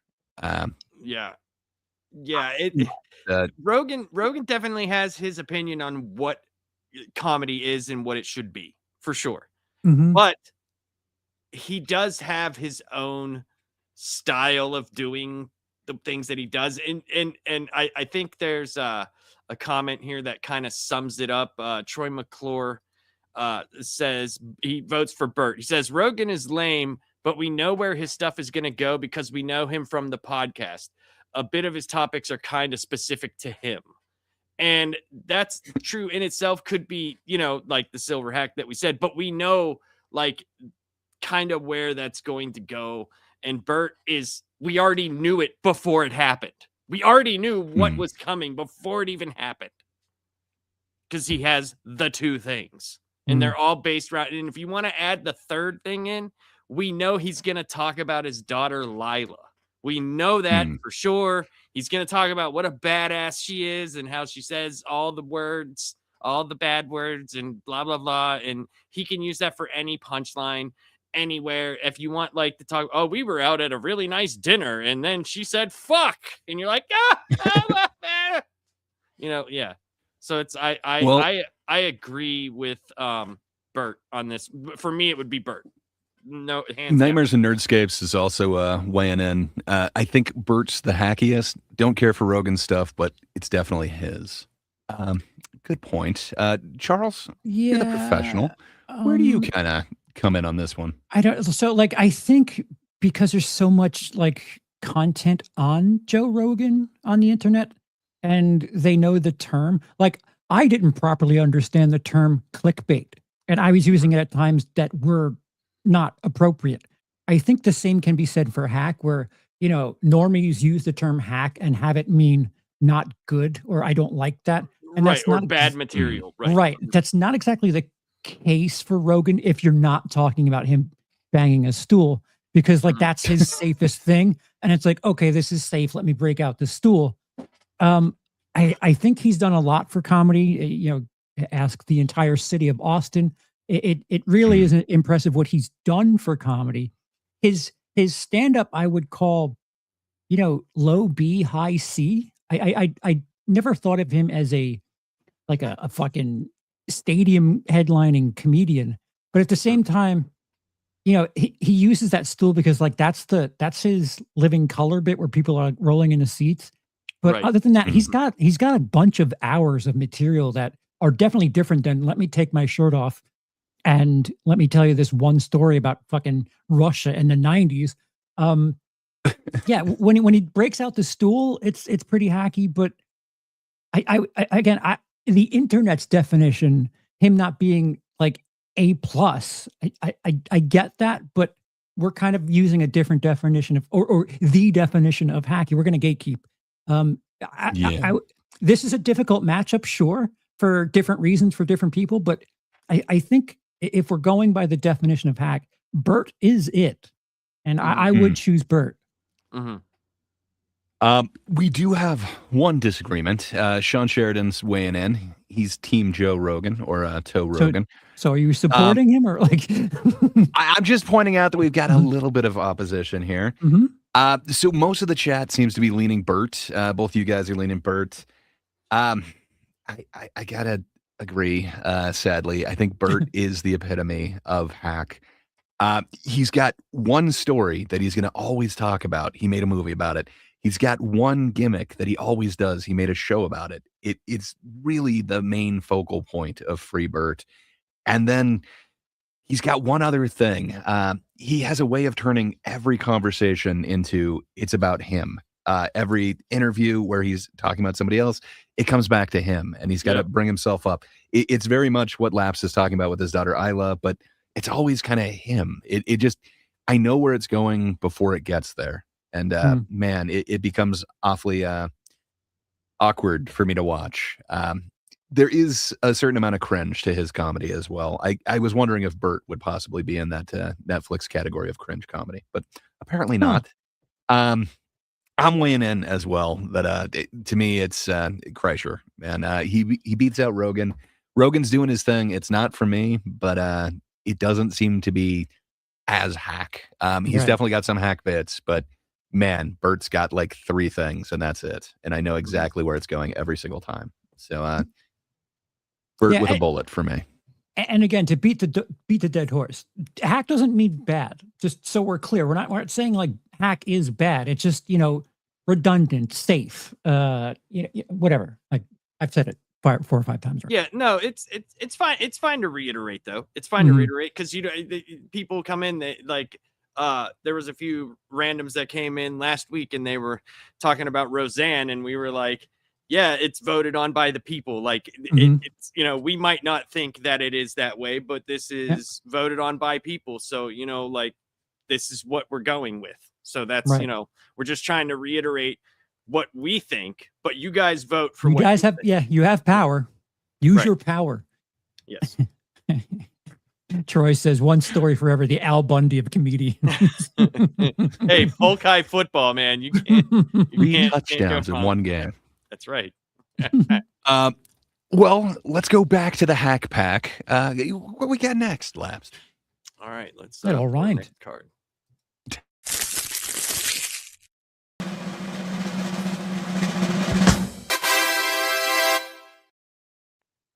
Larry Cable Guy. All right, this was directly from Larry's page. It is actually from his latest special, which just came out around Christmas time last year. New Larry. I did put on a little weight. The government just put me on the no-fry list. It ain't my fault, though. I gained weight because I hurt myself. I couldn't do no exercise for 2 months. I throwed my back out twerking. Yeah, I was outside. A ladybug went down my pants, went in my crack of my ass. I'm trying to get him out of there.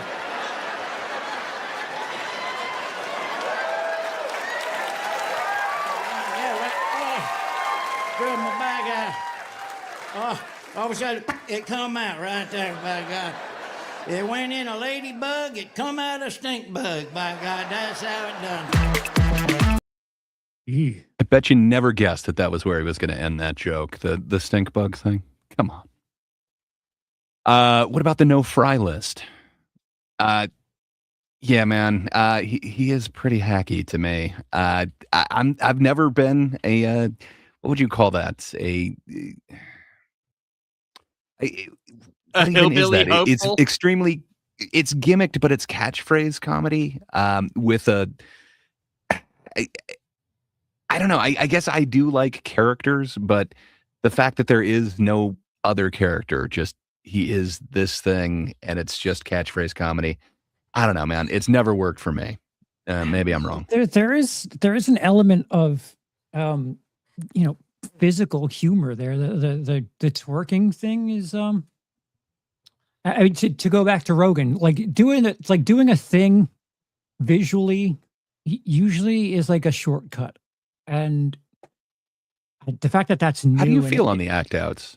It's not just like one man relying on his material. He had a rather lengthy, at least 20 seconds of twerking act out there. I'm just glad he didn't throw his back out that time. You know, it was close, man. I used to close with a pratfall. So being a non-funny or Jeff Foxworthy has to suck. Yeah, like man, I mean, his bank need account to circle don't back suck. to that. Charles's closer was a pratfall, like Yeah. Chevy Chase version or something. Did you like pretend to go up a ladder and always fall or something? no, so I had a material about going to a supermarket and picking an empty aisle to fart in, and time after time, a kid would be running around in the supermarket, and once they hit that cloud, I would act like a child falling. I'm not proud of it, but they got strong Smell the responses. fart joke. Yeah, buddy. Listen, they performed well, but I'm not here telling you I'm like I For some said, reason, I'm a hack. I wouldn't have guessed that. I'm not above it. Would have.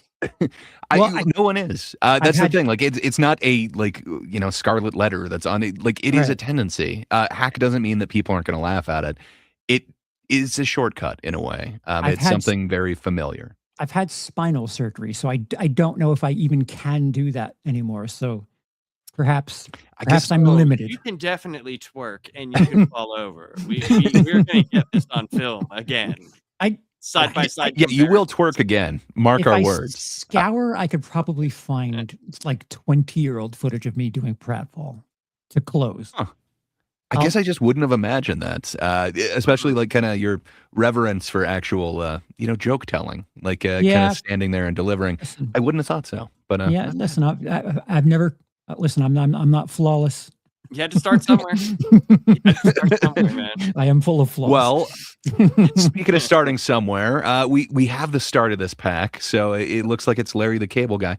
Who are we going up against now, Labs? Here we go.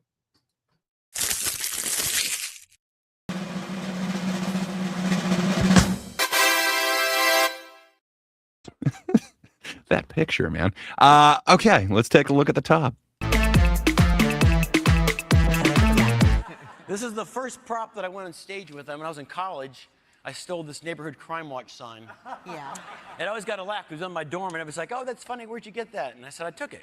So I thought, what a great first joke. You know, walk in the comedy club and say, "Sorry, I'm late. I was in the neighborhood." And everybody, but this is like 90s. It killed because it was a new thing. Neighborhood crime watch. We're going to watch your house. Well, you know, I'm watching your signs. Your house? This took me like 8 months to get unbolted in the middle of breaking in houses. Good luck with your house. This is a pair of shoes that you'll never outgrow. These are great. Oh, that's very cool. They go with everything.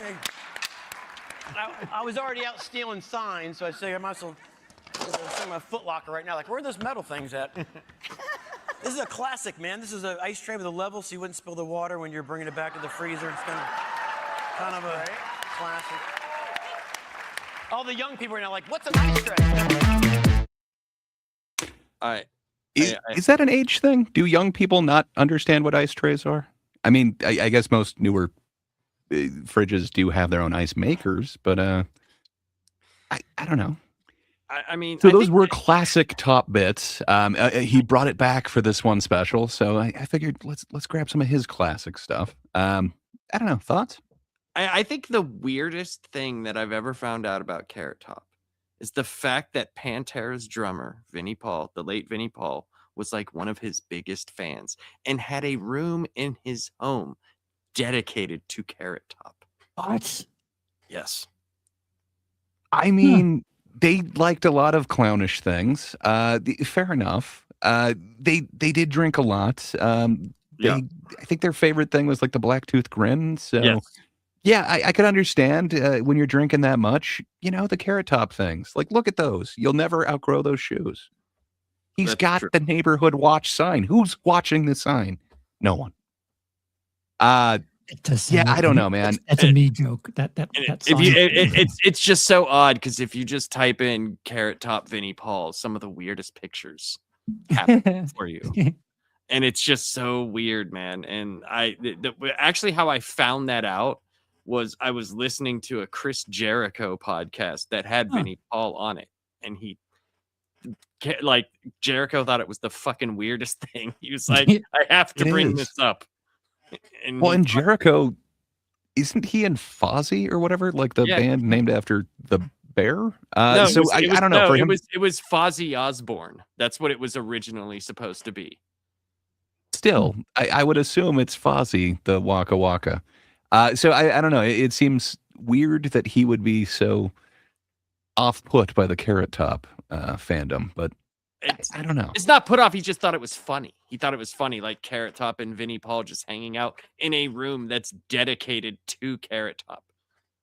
I mean, if there is anyone who is the iconic prop comedian, can you name one that's more iconic than Carrot Top? I think it's just more bizarre that Vinnie Paul, the drummer for Pantera, like the fucking, the guy who wrote our theme song for 5 minutes alone.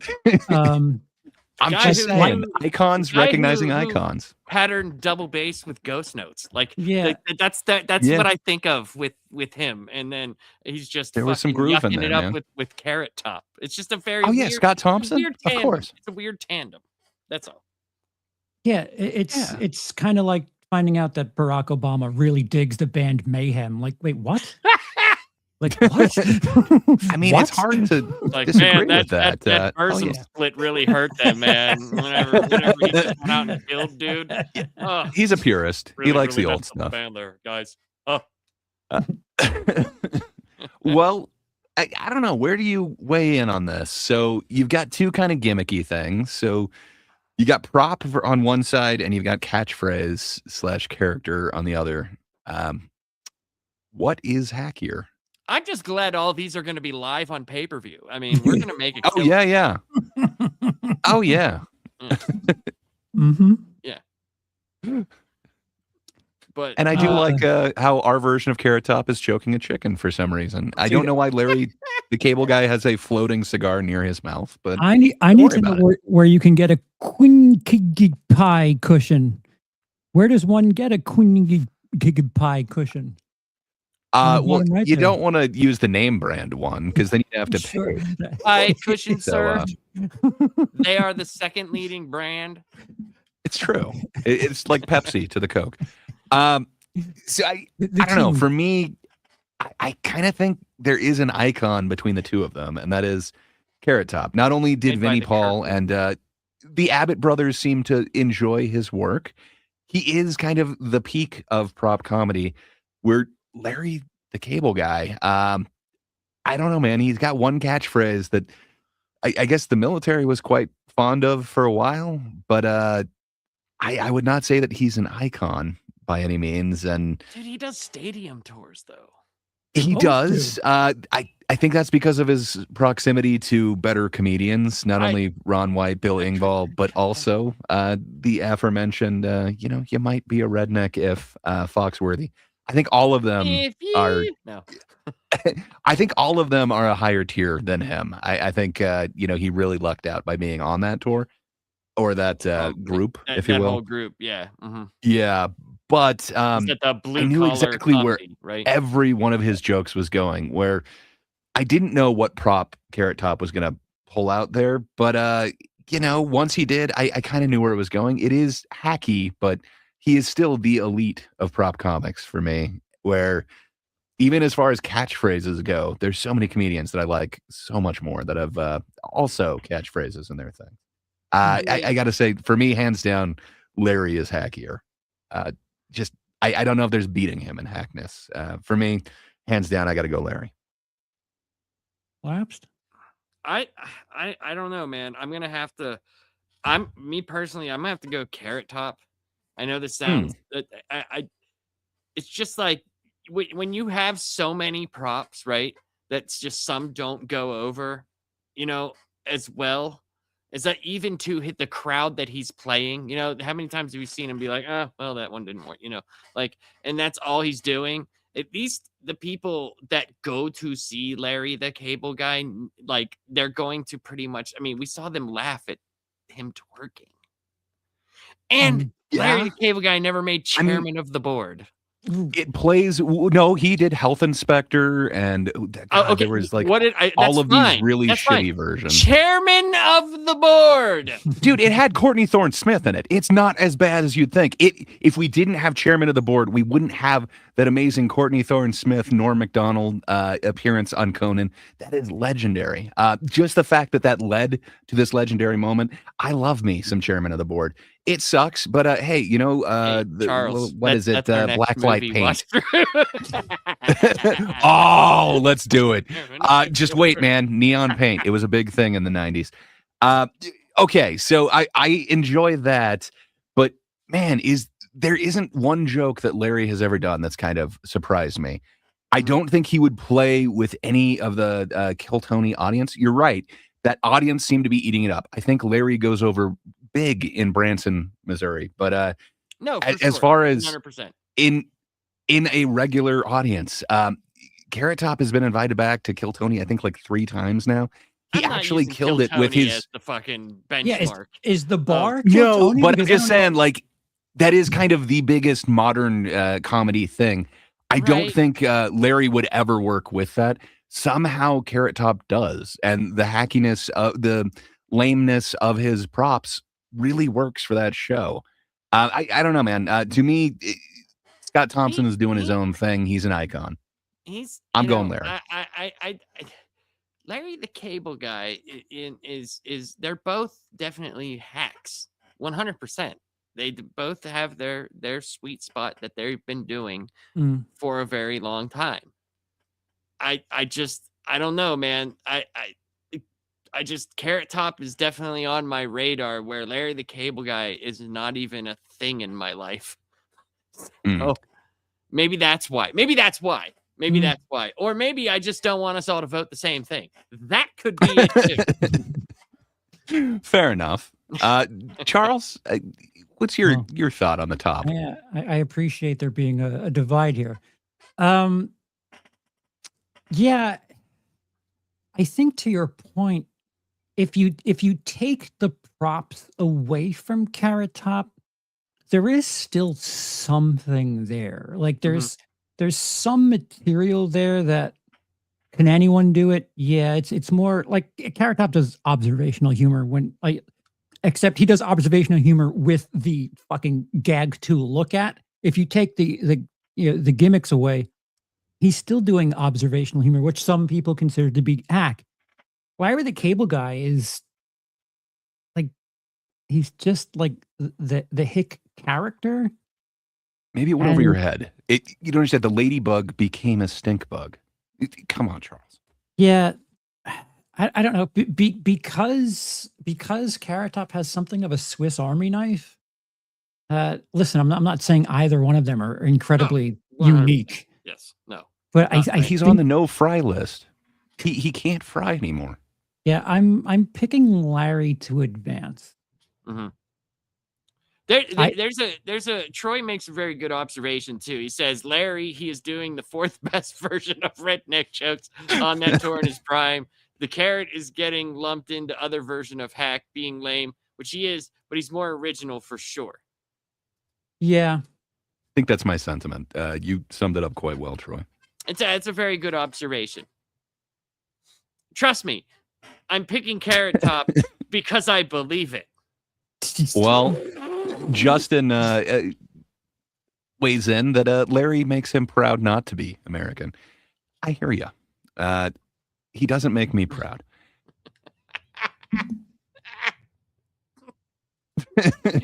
And then Troy also weighs in. Larry is not only a fake redneck, he's also a fake cable guy. As a former cable guy, I can confirm that job requires sleeves. Really good point. That often gets glossed over. Everyone says he's doing the fake redneck thing. He's stealing valor from cable guys. How dare Get her he? done. That's just it went into the American lexicon, man. Yeah. It did. He spoke at the White House. Larry the Cable Guy. Yeah, he got big fast. I was on the road when he was still not that big a deal. I remember like at clubs, having to plug future gigs and shit. And I'm like, so the headliner is just Larry the Cable Guy, and he wasn't what he was, but it was fast. It was going. Because he was doing like little rinky-dink clubs that I was performing at. And within like 2 years, he was fucking whatever the hell that blue collar tour shit was. He got big fast. Oh, Nightmares and Nerdscape said 6'7" made it into the American lexicon. Let's not use that. I'm not using it as a grading thing. I'm saying that it's amazing that he's that popular. That's incredible. Well, I'm just saying Carrot Top also made it into there. His name is kind of a punchline, and people understand prop comedy as Carrot Top. But I feel like Carrot Top's kind of like he's like this. He does funny stuff. He's actually funny. He's like Liberace for this generation. He's been like the Vegas resident act for what 30 years at this point.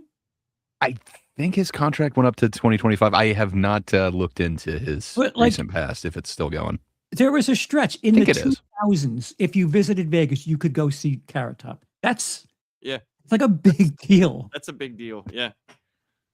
Yeah. I'm just being contrarian. We can't all vote on the same thing. If I were really voting, it would be Larry the Cable Guy. If I had my way, it would be Jeff Dunham versus Carrot Top right now. But that's very true. Yeah. That would have been sticky. It's just, we can't all say the same thing. So I'm sticking with Carrot win. Top. Hate me all you want. Believe me, I will be up later tonight crying. Well, I think, unfortunately for Lapsed, it does look like Larry is getting kind of pushed through on this one. We'll see what happens. Well, the viewers can affect it if there's a monsoon of votes. This could be overturned. It's true. If you need this overturned, please comment after the video, or go to the comment section during the video. Whatever, comment. Not the chat, but the comments. And nobody likes We me. need to- They're just gonna vote against me. That's what they do. They hate me. They're like, "Why is here? Why is here? Why is here? Why that it? is here? Is that all indeed. of them? That's, No, is that no, all? there's. we got. I think there's we got two another- more. So Another matchup. I can imagine who the next one is going to be. Yeah. Let's see. But let's see. It is up to random chance. So, Well, at let's this just see point, who at this the point, Magic randomly, Pack puts it's together. these two people.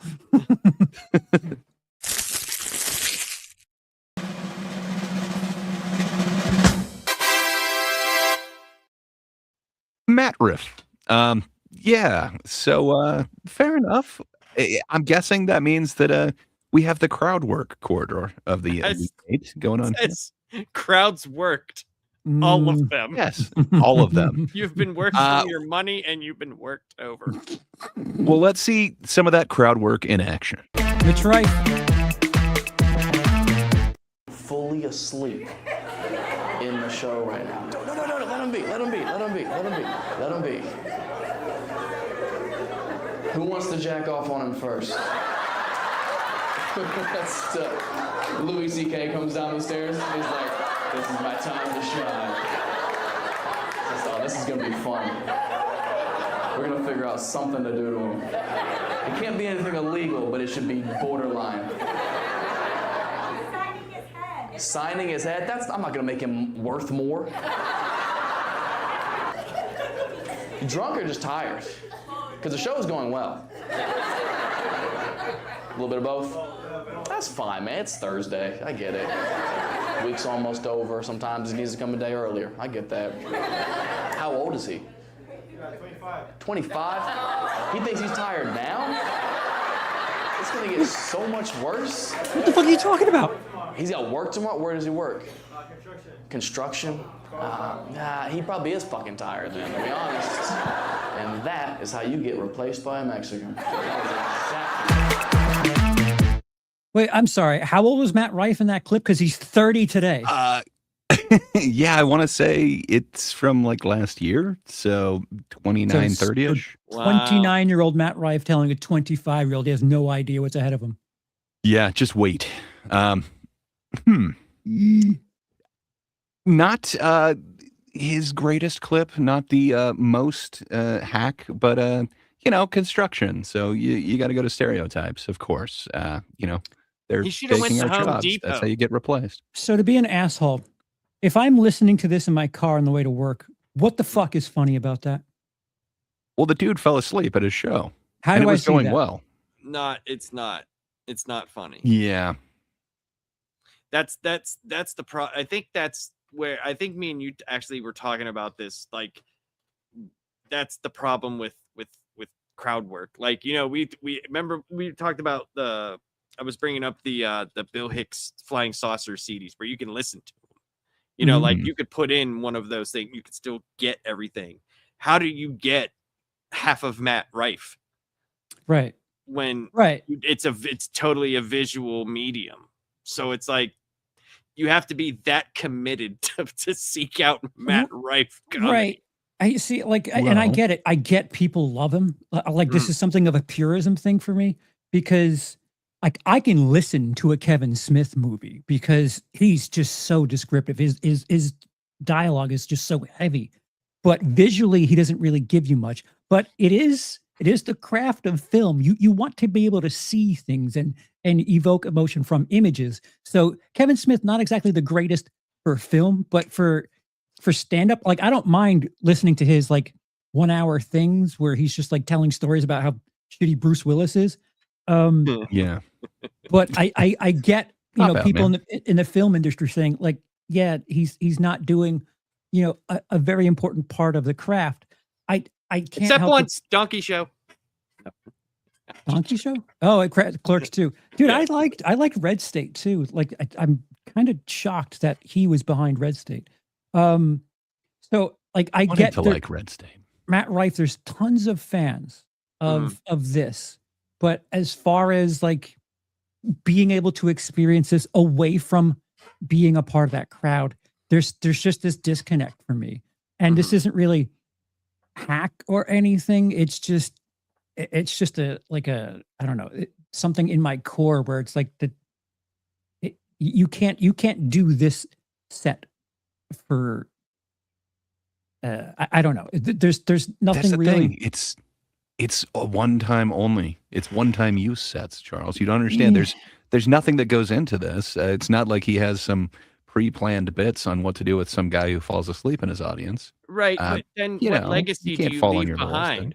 If it's like you, I guess like yeah, you have your money, and that's probably all they care about. 'Cause Dude, that's what dude, it is. if he wants you to switch places right now, I will sign. Oh, of I course will you will. sign. Right, 100%. Charles, yeah. you happen to mention that he's really popular, but you got to understand the other thing that you said. He's 30 years old. He's old now. He is old news. But I'll also switch with that too. I will who's switch more ages popular and than him, spines who is known for the same thing. and gallbladders. Laps. Let's open that final card. What do you say? All right, here we go.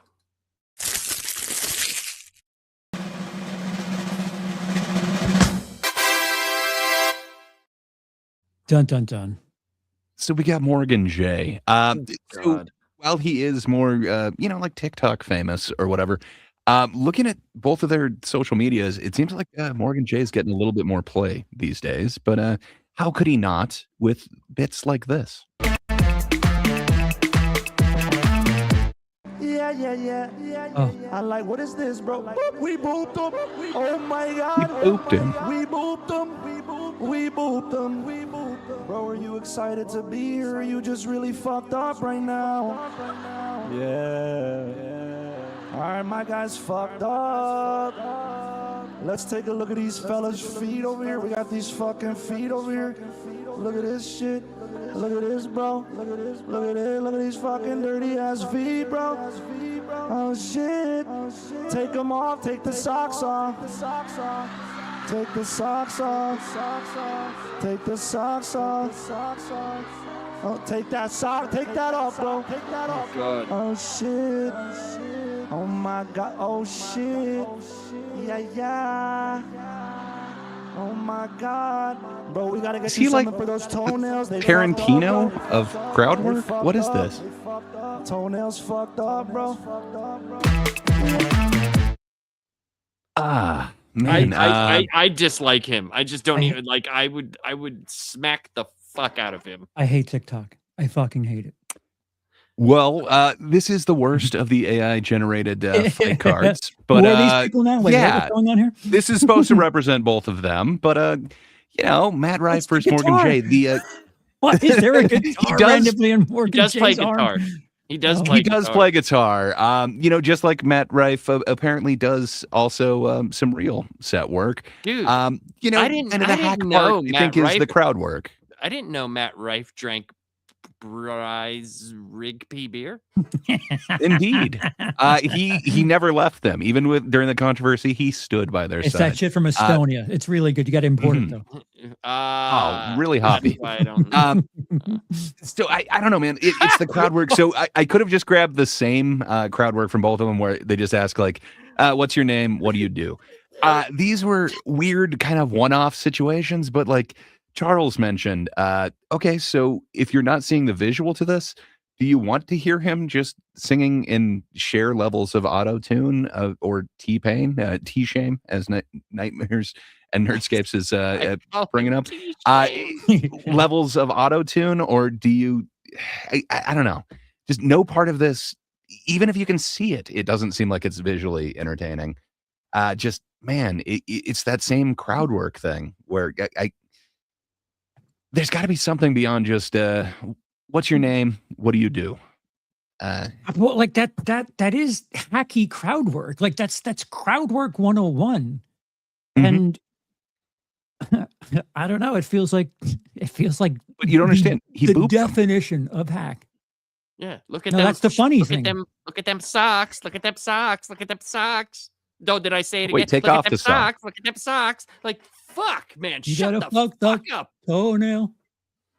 You got a fucked up toenail. Yeah. I don't know, man. To me, I just absolutely hate both of them. I don't get it. Matt Rife has made me laugh a little bit more. I am yet to laugh Again, at a they're Morgan getting J different clip. ages. Matt Rife is now 28. And hey, Morgan J's 36 now. Man, they're getting They younger and used to younger be these days. a little bit closer, but yeah, I think Laps probably has accurate information. Yeah, maybe we're not in trouble mine just yet. just came from AI. But I just put the information on there from the Wikipedia. So You're hopefully good. that's- Yeah, I think yours is more correct. good, Laps. Mine was generated by AI here, Clearly, so I don't think any of it's correct. This Abercrombie and Fitch model to the left apparently is Matt Rife, and apparently they're 28. And I don't know who the fuck that is on the right. Hassan Piker there to the right is Morgan J. Yeah. I mean, listen, the first three things have been really impressive. You know, I fully fear the clankers, but I ran out of credits. I wanted to redo this one, but it's fine. It's fine. Yeah. Why be creative and original about these two? Am I right? Yeah, that's kind of the other idea behind it. Do they deserve getting They this? had their stand-ins come in. Their poor man's poor man came in. They're homeless man. But Yes. I don't know. For me, I think Matt Rife actually has a bit of comedy behind it. Where what I'm literally seeing with Morgan J is it's standard hack crowd work mixed with songs, and then he's forcing audience participation, and then it's just running through the audience, waiting for a moment where he can then look back and kind of smirk at the camera. To me, that's so much more hack than what Matt Rife is doing, but I'm not a fan of what Matt Rife is doing. So reluctantly, I'm saying Rife is less hack. What say you guys? Yeah, I've seen Matt Rife be non-hack. I've seen it. Not saying it was good, but I've seen it. I have never seen anything Morgan J do that isn't awfully hacky. I just haven't. I haven't watched a lot of him. I did watch him after the first time, the show we did where you brought him up, Gray. I did watch some of his stuff because I wanted to see like what this was, and I've seen him play the guitar. I've seen him do the keyboard thing that he does with the voice, and I just it was all the same though. He was just like there was times. Well, did you see his song where he makes the audience participate, and the chorus is ha ha ha ha ha. And then you laugh in different languages. Eventually you get to Spanish where it's ja, ja, ja, ja, ja. Well, I did see him where he's sitting on stage and he's doing the keyboard thing and he's calling out things that he sees but like he couldn't even see half the audience. So like he didn't even know what he was doing. And it was just it was hack as well as just awful. So he takes it for me. I want to be contrarian just so we have some different answers up here, but I can't. Like this dude he bothers me to a huge degree as well. I believe Morgan. What's your feelings? You like the Morgan J? I believe Morgan J is the number 2 seed in the bracket. Ooh. I agree. I have not seen Matt Rife. I've only seen the Christmas Crowd special and then something else that I reacted to for my patrons. But this really technically doesn't have to do with his stand-up material, but Matt Rife was a guest recently on Kill Tony. And something that I found really endearing about him was he was as a guest on the panel of Kill Tony.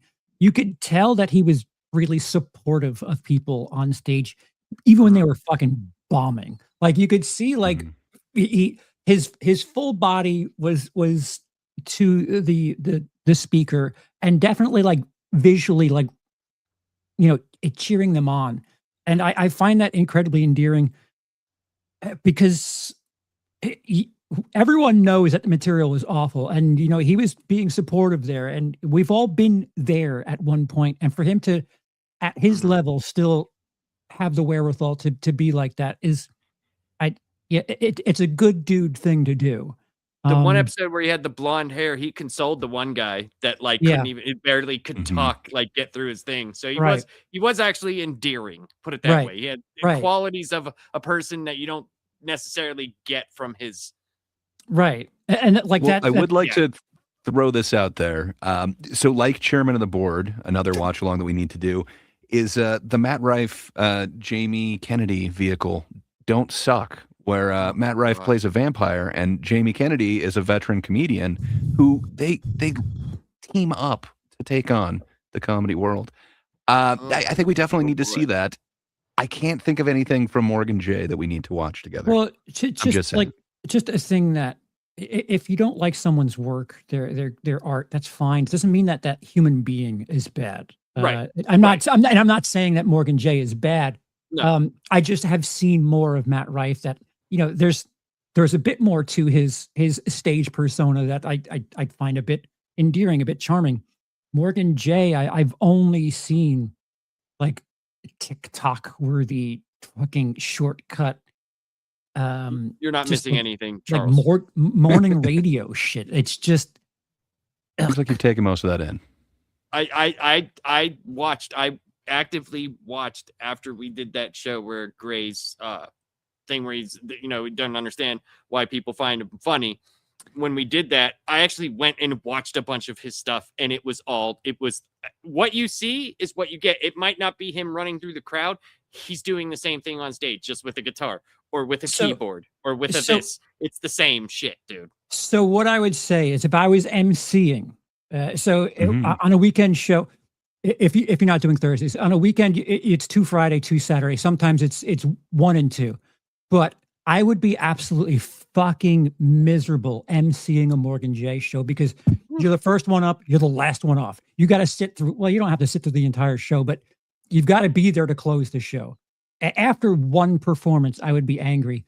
And even if, I could speak on and focus on something that's happening in the crowd, but I don't have the fucking the auto-tune thing. Matt Rife, if he did crowd work and I was emceeing a set of his, there's something that I could probably work around it and get to. And, because it's a different experience, the crowd work, each crowd, he'll have something different to happen. At least it'll feel less redundant, where Morgan J, it's just going to be it's just the auto-tune thing. And if I had to guess, he's not doing a 45-minute set. He's doing like $110. And those suck. And when you're not happy. Rife does have regular material, and then it's like the last 25% of his show is the crowd work. Yeah. So at least he has stand up that. Well, okay. So he says, right? And at least even if it's 50-50, at least there's a portion where he has prepared material where I've just seen nothing but that from this dude. Even him on stage, it's still the same thing. It's just, here's my different instrument. Here's my different vehicle to bring you that particular same shit. Yeah. Yeah. It's Morgan J from me. And it's not particularly close if I could be honest. And I'm kind of ashamed that it's really not close. No. Yeah. I don't get it, but I totally see what is very hack about it. So yeah, I completely concur. Morgan J from me. Yeah. Lapser? Morgan J. Yep. And Whitney, I think I've made all the points that I can make about it. I've looked at this.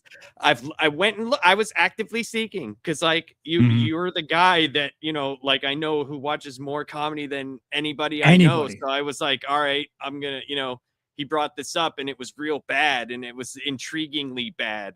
And then the more I watched, I was like, oh yeah, it's not intriguingly bad. It's just annoyingly bad. And hack. I really wish I was working again, Greg, because I would drag you to just, I don't know, maybe a month of doing road work and just to see how you would put up with it. And if you would still be like, well, to be fair, after seeing these people fucking 3 times a weekend where it's like, oh, fucking shoot me in the face. I'm dying to know if you had to live it, would you be as favorable, as soft on the art? I think I could say this might be the one time, at least with Morgan J, where I wouldn't see a white knight chess piece appear. No, not at all. I think I would be white knighting something of Matt Rife if we were all in agreements there, but man, there is nothing for me to enjoy in this. He can really fill out an audience of people that want to see this. Good for him. Sure, But sure. And again, like make that money. You know, if you want to trade, get my email address. Troy is asking, does Rife actually have a dozen little star tattoos, or is that just AI? Oh, sorry, we hit it at the same time. I do believe that's just AI. I have no clue on his tattoo situation. I think he's got some, but well, AI really screwed this one up. I wish Dude, I had Whitney- more credits. I would have redone it. Well, Whitney Cummings had a rather mannish, hairy arm. For one, hers. yeah, the right one. I think it was like the grit in the picture, but it did look like, I didn't want to say anything, but it did look like a hairy ass Yeah. arm. Yep. So Well, I guess all should we? the matchups so we could show the bracket that we Indeed. made while doing the show. Okay. So random. It's incredible how randomly it worked out to be that. Yeah. Wow. Fate, man. I love those packs. So we had Amy versus Whitney, and it looks like Amy came out quite on top in that one. For now. Then we had Bert versus Rogan, and Bert Kreischer seems to be taking the pack in that one as well. So far. Yeah. So far, again, your votes in the comment section could change this. And then in the lower quadrant of the Elite Eight, we have Larry the Cable Guy versus Carrot Top, and Larry took a unanimous lead, I believe. Sorry, Laps went with Top. My bad. Is Larry like the Cinderella for this so far? Because I think didn't anticipate him going through. I just thought we would say he's a bad comedian, but I mean, who he's as- been paired up against, there's a He's lot of getting- hack going on there. he's getting some dream matchups here. He's going pretty far for an 11 seed. That's I what I was agree. going to say. I think he might be the Cinderella, but Bert and Morgan J to me, I don't know how that is not the finals. But Amy We'll Schumer, have to see. Listen, Amy Schumer, there is a lot of hack hatred to Amy Schumer too. Mhm. So Well, we'll have to see what matchups the Magic Packs give us next week. But and then the final one, we had Morgan J having a unanimous victory over Matt Rife, surprisingly. But don't worry, Matt Rife will make another appearance when we finally watch Don't Suck together. It'll be great. We got to do that eventually. well, you never know, dude. What if the people vote for Matt Rife? You know, I mean, Indeed. that's It is 7 days, hands man. now. You know, I mean, we'll see. I don't see it happening, but we'll see. It seemed like everybody that we have here hated Morgan J. So He's the number 2 seed. He's That's- second only to Amy Schumer, who's got like generational hatred on the internet. So yeah. Morgan J is very popular with their audience, but I don't know that they're the average comedy fan or even a fan of comedy in general. that is a brilliant way to put it, because fans of comedy won't appreciate hack material. And Yeah. you know, normies, well, let's go see the guy who does the auto tune. That's not stand up. Go fuck yourself. Never come to any of my shows. Nightmares and Nerdscapes points out again, talking about the lexicon. Morgan J is probably popular with the 6'7" crowd, they would imagine. I think you're probably right on that one. Charles, I didn't happen to check your version of the stream. Did you have a poll up this week? I did. So today's poll on my channel was, who do you think was robbed with their matchup in the Sweet 16 round? 0% of the vote went to Brian Callen. So they felt like he should have gone against Joe Rogan and should have gotten beaten soundly. Mm-hmm. Even with the Apple one, like we even got some of the closer. Oh, His wait. in memoriam clip. Was it Brian Callen versus Joe Rogan? I might have my matchups wrong. Was it Callen versus Bert? No, Now I'm forgetting. No, it was Brian Segura. Callen versus Bert Kreischer. Okay, Yeah. so up next Andrew Schultz with 17%. It was Andrew Schultz versus Joe Joe Rogan. Rogan. Yeah. Up next after that, with 33% of the vote, Jeff Dunham, who lost to the aforementioned Cinderella, Larry the Cable Guy. And the darling of the chat, Dane Cook, with 50% of the vote, who lost to Carrot Top. So the chat seems to think that Dane Cook probably could have gone further if he had a more favorable matchup in that first round. Interesting. Really interesting. It's interesting. Yeah, the seeding process has done a lot more than I kind of thought it would in this one. And again, that is all thanks to you guys and your votes. You directly determine the seeding in this. So we do appreciate that. I think that the one thing that I've learned based on like chat is Dane Cook and Natalie Cuomo are considered to be hack. That I don't know if I would call Natalie Cuomo hacked yet. I think it's interesting. Call Dane Cook. Right. Dane Cook. Again, it's that internet definition of hack not really being what we understand it to mean. I think it's just this universal catch-all, like, oh, you that sucked, you're hack, or that's cringe, bro, that's hack. I don't know if you're using the word the way we would or the way we understand it, but yeah, it's interesting to see some of the suggestions. And like, even, I mean, I guess Roseanne Barr was like, I guess Roseanne Barr recently counts, but yeah, I don't know if I would call her hack. No, I think some people might be going off the kind of performance that we last saw on that Phil Tony special. That, and there was like a few other things that she did, like when she did her tweets, and then she did that live on Twitter that was like 45 minutes that just she abolished literally like right after it was done. But it's the internet. It was, people got it, and it was just awful. And I don't know if I would call that hack. I just might call that like she shouldn't have said that shit. Yeah. Yeah, there's a different, like, I think people are saying things that they don't know what the word means. And I think that's just... Yeah, but I think the audience here did a very good job. I think they did a pretty damn good job here. So I think there's a lot of people that were put forward and then advanced because of the seating, just based off of the audience. So, oh yeah, because of these matches, it has... I did not think Larry the Cable Guy would be so far in this one. And seeing who he's up against, man, it's going to be... really different, but who knows? The algorithm Troy. must have picked up on the seeds too. Troy, come on, Troy. Hey man, he might have remembered such seating process that happened in North Haverbrook and Ogdenville, and that put him on the map. But randomly, it looks like this is coming to be an interesting Final Four.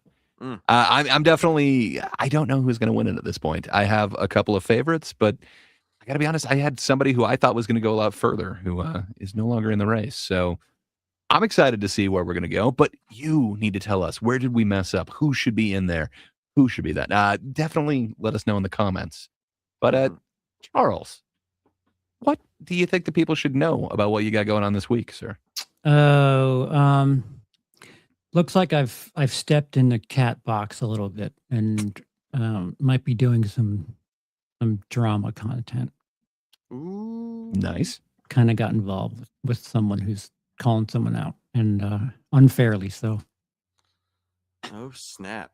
Are you calling into question my Arc Raiders leadership? That's not unfairly. We understand why he's calling that into question. No, that's very true.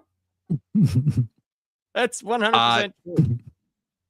Well, I know I need to catch up on that, but yeah, if you're watching this, go back and see Charles's previous stream and community question, because somebody's now got Charles's name in their mouth. So maybe not.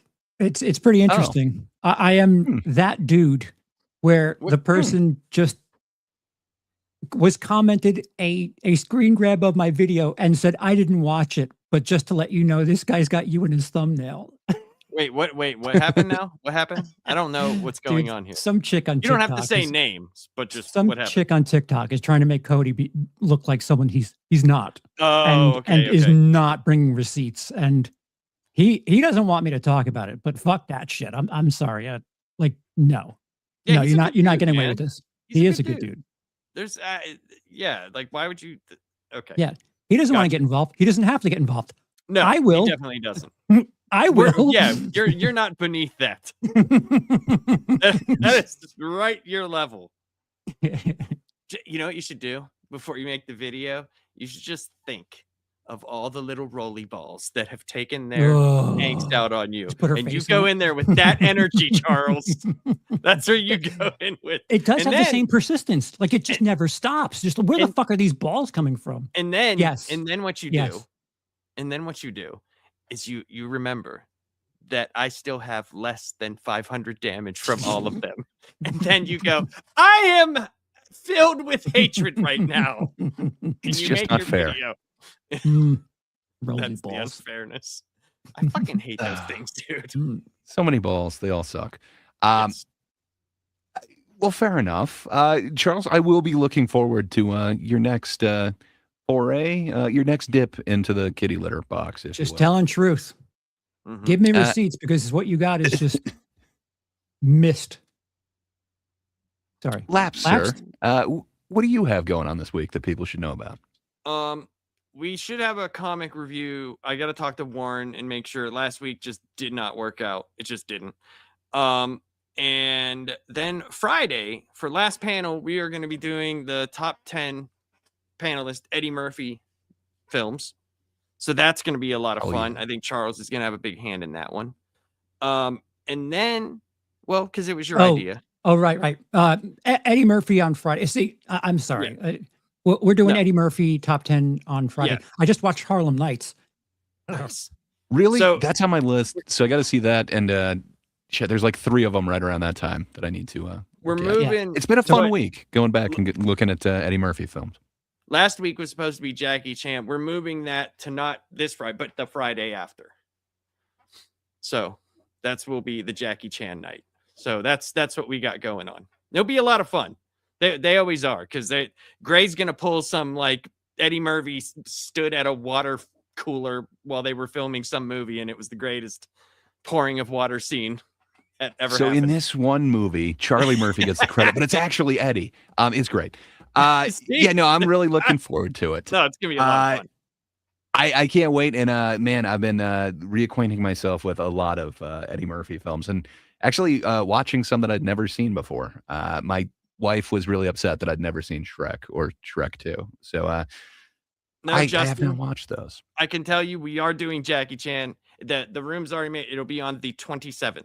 On the 27th will be Jackie Chan. Yeah, we will definitely be going over those, and I need to catch up on a few more of those because I don't know that I got the best of Jackie Chan yet. So I'm happy it's one more week. Justin says Jackie Chan was in Enter the Dragon for 10 seconds. So number 1, he was also in Fist of Fear. He was the actual stuntman for a few Bruce Lee movies. You're gonna see Matt, like you're gonna see like my comic book nerddom come out during the Jackie Chan stuff, because like I was the same place I was getting a lot of my anime from. They had in there, you could get movies that they were all typeset with Windows Movie Maker. It was like subtitles before subtitles, right? And I actually knew Rumble in the Bronx. That was a big American thing. I knew it as Red Foreigners District, and I had seen it like 4 years earlier. So when it came out, That I was like, makes wait a minute. More Like, sense than calling it the Bronx, but yeah, fair enough. I was like, wait a minute, is this the? And then Operation Condor, and I was like, wait a minute, this is Armor of the Gods. And then First Strike was freaking, the Police Story 4. Same with Super Cop, that was Police Story 3. So like, I have a very weird relationship with those movies and how I saw them to how they came out in America. So it's gonna be a lot of fun. I think that's gonna be a great I'm excited episode. for that one because I have way more of a surface level knowledge. So you're going to be enlightening me, and you're going to be doing the long goodbye type calls, I'm assuming.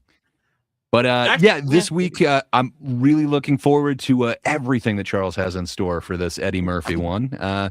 Everyone loves the Eddie Murphy movies, so can't wait for that. Lap, sir. You want to hit that button? I sure do.